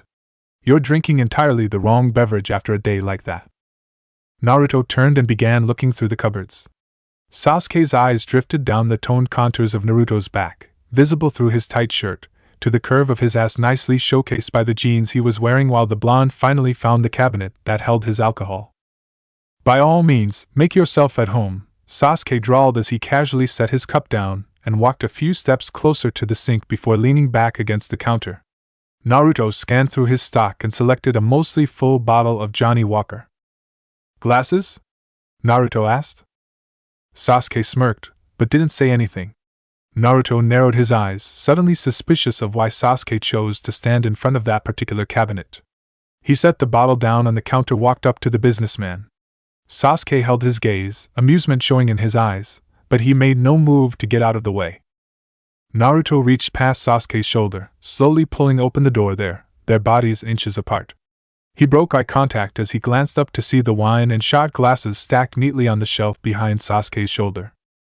Naruto took 2 shot glasses down, but didn't pull back from where he was standing, letting the heat from their bodies blend together and amplify. "You could have just told me where they were, asshole," Naruto said, his mouth close enough to Sasuke's ear that the breath from his words moved his hair slightly. Sasuke shifted his legs slightly farther apart as a familiar tingle of heat began to coil in him. "And what would the fun be in that?" Sasuke responded, his voice low. Naruto looked at him for a moment, enjoying the slow build of anticipation that was settling between his thighs. It had been so long since anyone had stirred him up like this. "You're just lucky you're hot," a slow grin tugged on Naruto's lips as he stepped back. He poured them each a shot, ignoring Sasuke's slightly annoyed expression and instead handing him a glass. "When you're already stressed, the last thing you need is coffee. This will help relax you more. I can think of better ways to get rid of stress.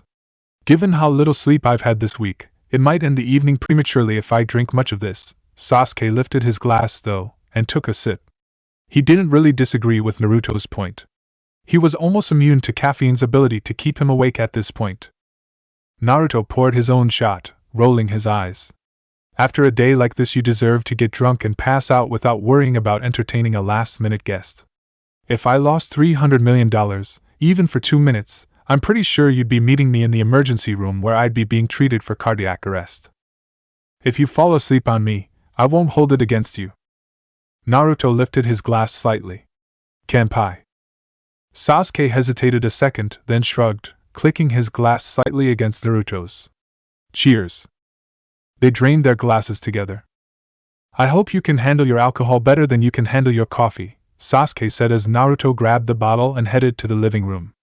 "I'm not carrying your drunk ass home if you pass out on my floor." Naruto looked back over his shoulder with a smirk. "It wouldn't be the first floor I've slept on, but you don't have to worry about that. You'll probably be passed out after 3 shots. It's not even worth challenging you when you're already so tired. But one of these days, I'd be more than happy to drink you under the table." Sasuke levered himself away from the counter and followed, surprised at how comfortable Naruto seemed in his place. And even more surprised at how comfortable Sasuke was having Naruto in it. "TCH. I don't do stupid things like drinking contests. All it would prove is that you've spent more time in bars, which I'm pretty sure we both already know is likely to be true." Naruto chuckled as he sat down on the black leather sofa. He looked around and noted that everything in the apartment was sleek and either black, white, or red. Naruto almost rolled his eyes at the testosterone level in the decor. He was pretty sure that a woman had never even so much as set foot in this place. He realized could probably fit his entire apartment in Sasuke's living room. Sasuke noted his amusement, and raised a brow in inquiry as he sat down on the sofa next to Naruto, not close enough to be touching, but closer than could be considered formal space.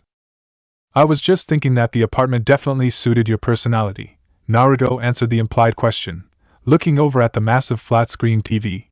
The shelves in the room were lined with books, but he didn't see any videos. Maybe Sasuke kept his hidden. The sudden thought of Sasuke with a secret stash of gay porn made him grin a bit. "Are you sure you're bi?"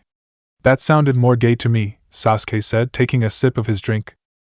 "Well, you know more about that than I would," Naruto responded, looking again at the lack of anything fun in the room. "Do you even own any movies? Games?" "No. If I ever wanted to watch something, I'd just rent it online," Sasuke said, earning a look from Naruto. "None? Like not even Fight Club or Princess Bride?" Naruto snickered as Sasuke's eyes narrowed. "So what do you usually watch on this big-ass TV then? I don't see any game console around. Or stacks of porn. Though you would probably have those put away somewhere."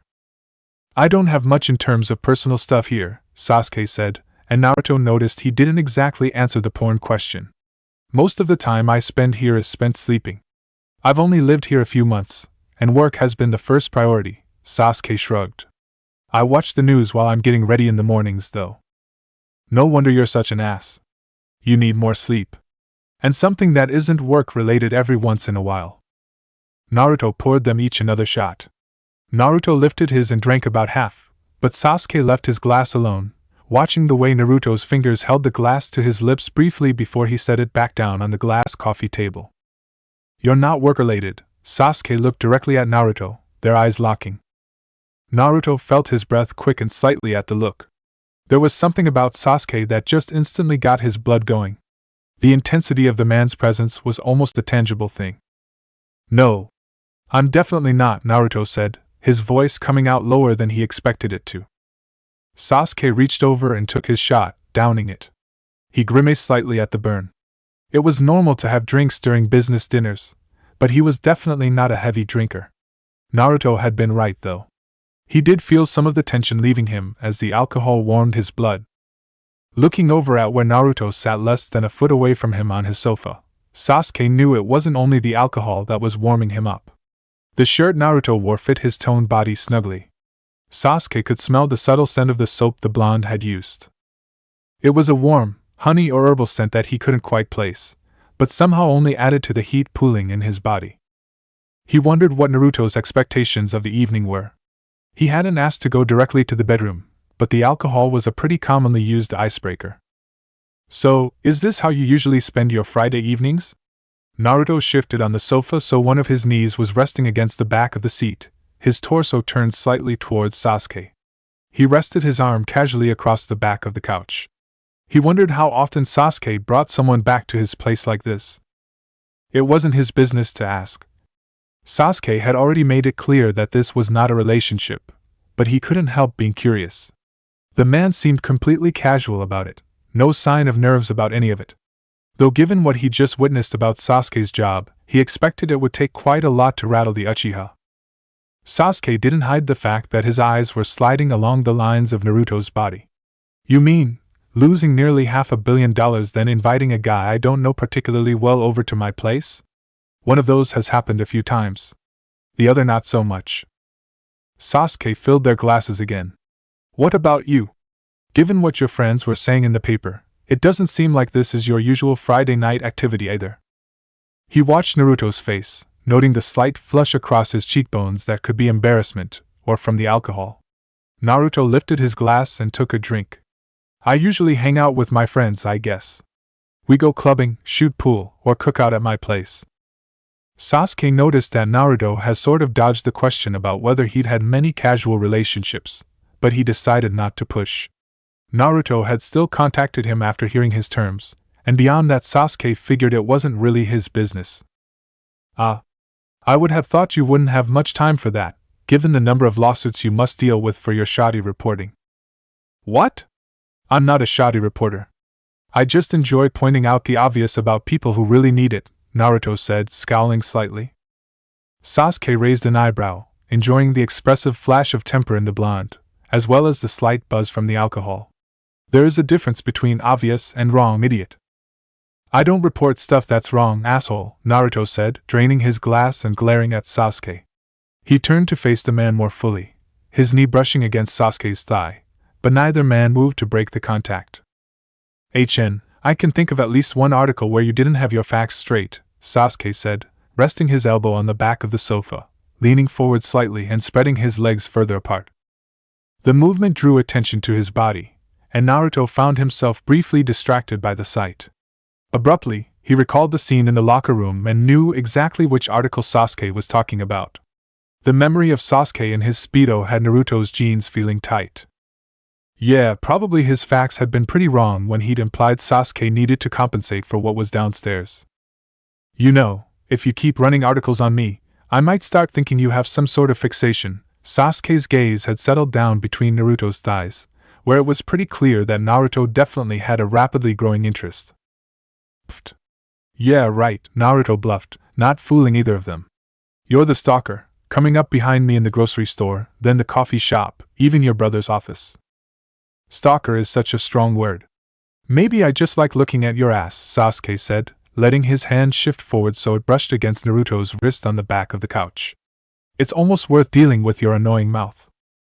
Naruto decided he was done dancing around this. You haven't even begun to see what I can do with my mouth. Sasuke made a noise low in his throat as he tugged on Naruto's wrist, pulling the man forward as he leaned in, bringing their mouths together. Naruto's words had immediately brought images of the blonde's wicked, insulting mouth and exactly what he wanted to do with it.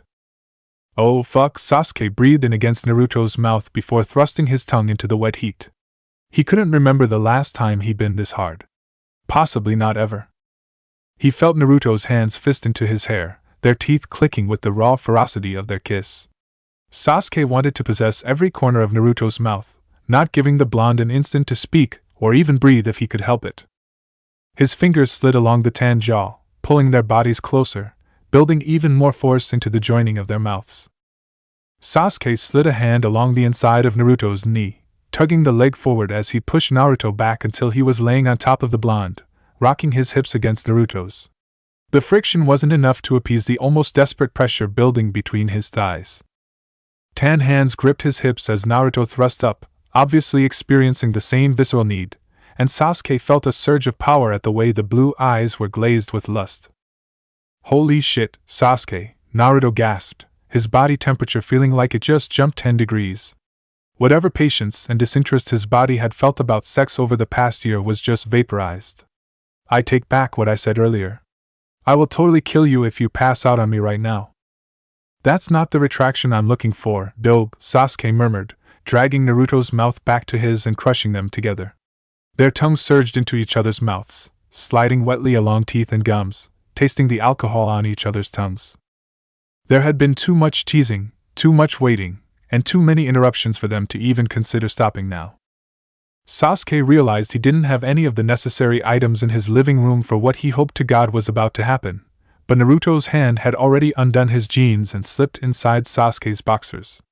Sasuke arched back at the touch, groaning at the skin-on-skin contact that his body was craving. Before I print any retraction about that, I'd have to do my research thoroughly, now wouldn't I? Naruto rasped out before leaning up and biting Sasuke's lower lip, tugging on it before running his tongue along to soothe the sting. Oh fuck yes, he arched up as Sasuke thrust against him. I'm more than happy to give you whatever access you need, Sasuke rolled his hips. Smug bastard, Naruto gasped, but retaliated.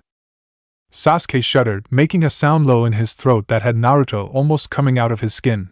Naruto had to close his eyes briefly to block out the beauty of the twisted expression of arousal on Sasuke's usually stoic face, or it would be all over for him. There was something about seeing someone as controlled as Sasuke break apart with lust. Too many fucking clothes, Naruto gritted out as he tugged Sasuke's sweater over the dark head, revealing the smooth, pale skin and toned chest beneath it. Agreed. Sasuke was barely a second behind him in lifting off Naruto's shirt before undoing the zipper of the blonde's jeans and tugging them down to his thighs. Naruto groaned as the pressure on his groin was lifted.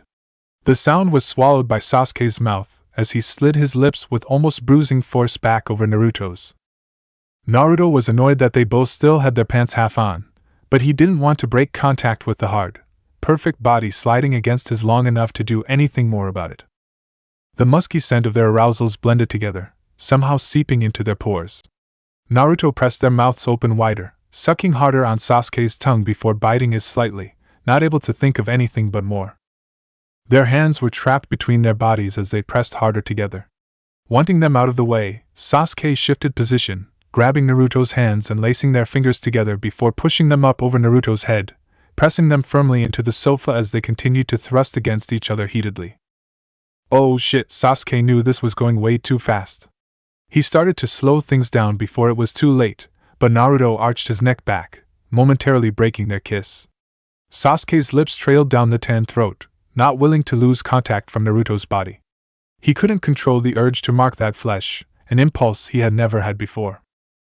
Before he could process it, he slid his teeth along a cord of muscle at the base of Naruto's throat, then bit down, just shy of drawing blood. Naruto's eyes flew open at the unexpected flash of pain, and his entire body arched up as he came. SSSK, fuck. The sound of his name ripped from Naruto's lips had Sasuke coming as well, his whole body locking as wave of pleasure crashed through him, streams of his cum shooting over Naruto's stomach and chest. The sight made him shudder before he collapsed on the couch next to Naruto. They lay on the leather sofa together, shocked, panting and sticky. Sasuke felt disoriented, unable to believe he had come that hard from just rubbing up against someone. His pants weren't even down to his knees, for fuck's sake. He wasn't sure what had just happened. Usually, he had pretty good stamina. But this had been, totally, out of control. He never lost control like this. He raised his head just enough to see the huge hickey and bite mark on Naruto's throat, trying to figure out what had possessed him to do that. That was another first for him. As was the strange surge of pride that flooded through him at viewing it, despite the fact that it had been a stupid move for someone wanting to keep his sexual activities off the radar. Of course people would see a mark like that. What the fuck had he been thinking? He closed his eyes, deciding maybe he'd had too much to drink after all. Well, that was fast, Naruto said, laughing and sounding slightly stunned. Sorry about that.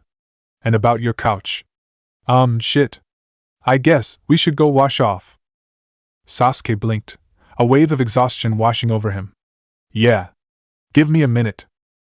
Sasuke didn't know if it were the alcohol or the incredible heat that was radiating from Naruto's body like the furnace he had claimed to be, but he felt completely relaxed.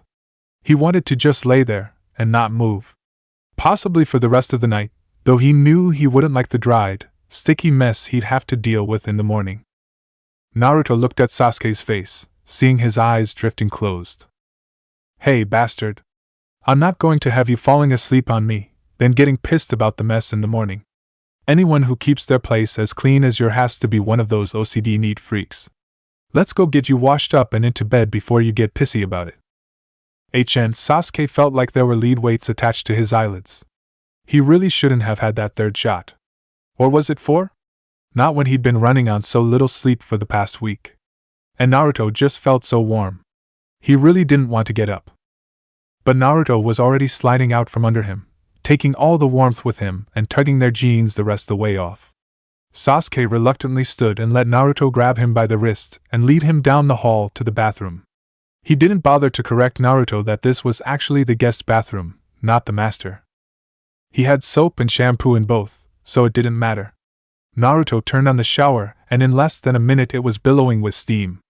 Sasuke managed to stay awake long enough for them to wash off, but he was barely aware of anything except Naruto gently, and very thoroughly, washing him with a soapy washcloth. You're dead on your feet, asshole. Go get some sleep before you actually pass out, Naruto said gruffly, not wanting to notice how different Sasuke looked with his guard down. Naruto had thought he could handle this. They were both attracted to each other, both had reasons to not want to jump into anything serious. But now he wasn't so sure. He'd never been a person who did things halfway. And this? He had to get out of there. This had been too intense. Not the simple release of sexual tension that he had been expecting. That Sasuke had been offering. Naruto was feeling things he knew he shouldn't be feeling. Wasn't ready to be feeling. He wanted nothing more at the moment than to curl up next to his exhausted lover in the big bed, then wake him up and have sex where they both could hopefully last more than a couple of minutes. But if he stayed the night, there was no way his emotions weren't going to get too involved. Sasuke was dangerous. There were just too many things that pulled at him from this man. Too many facets of him that Naruto wanted to explore.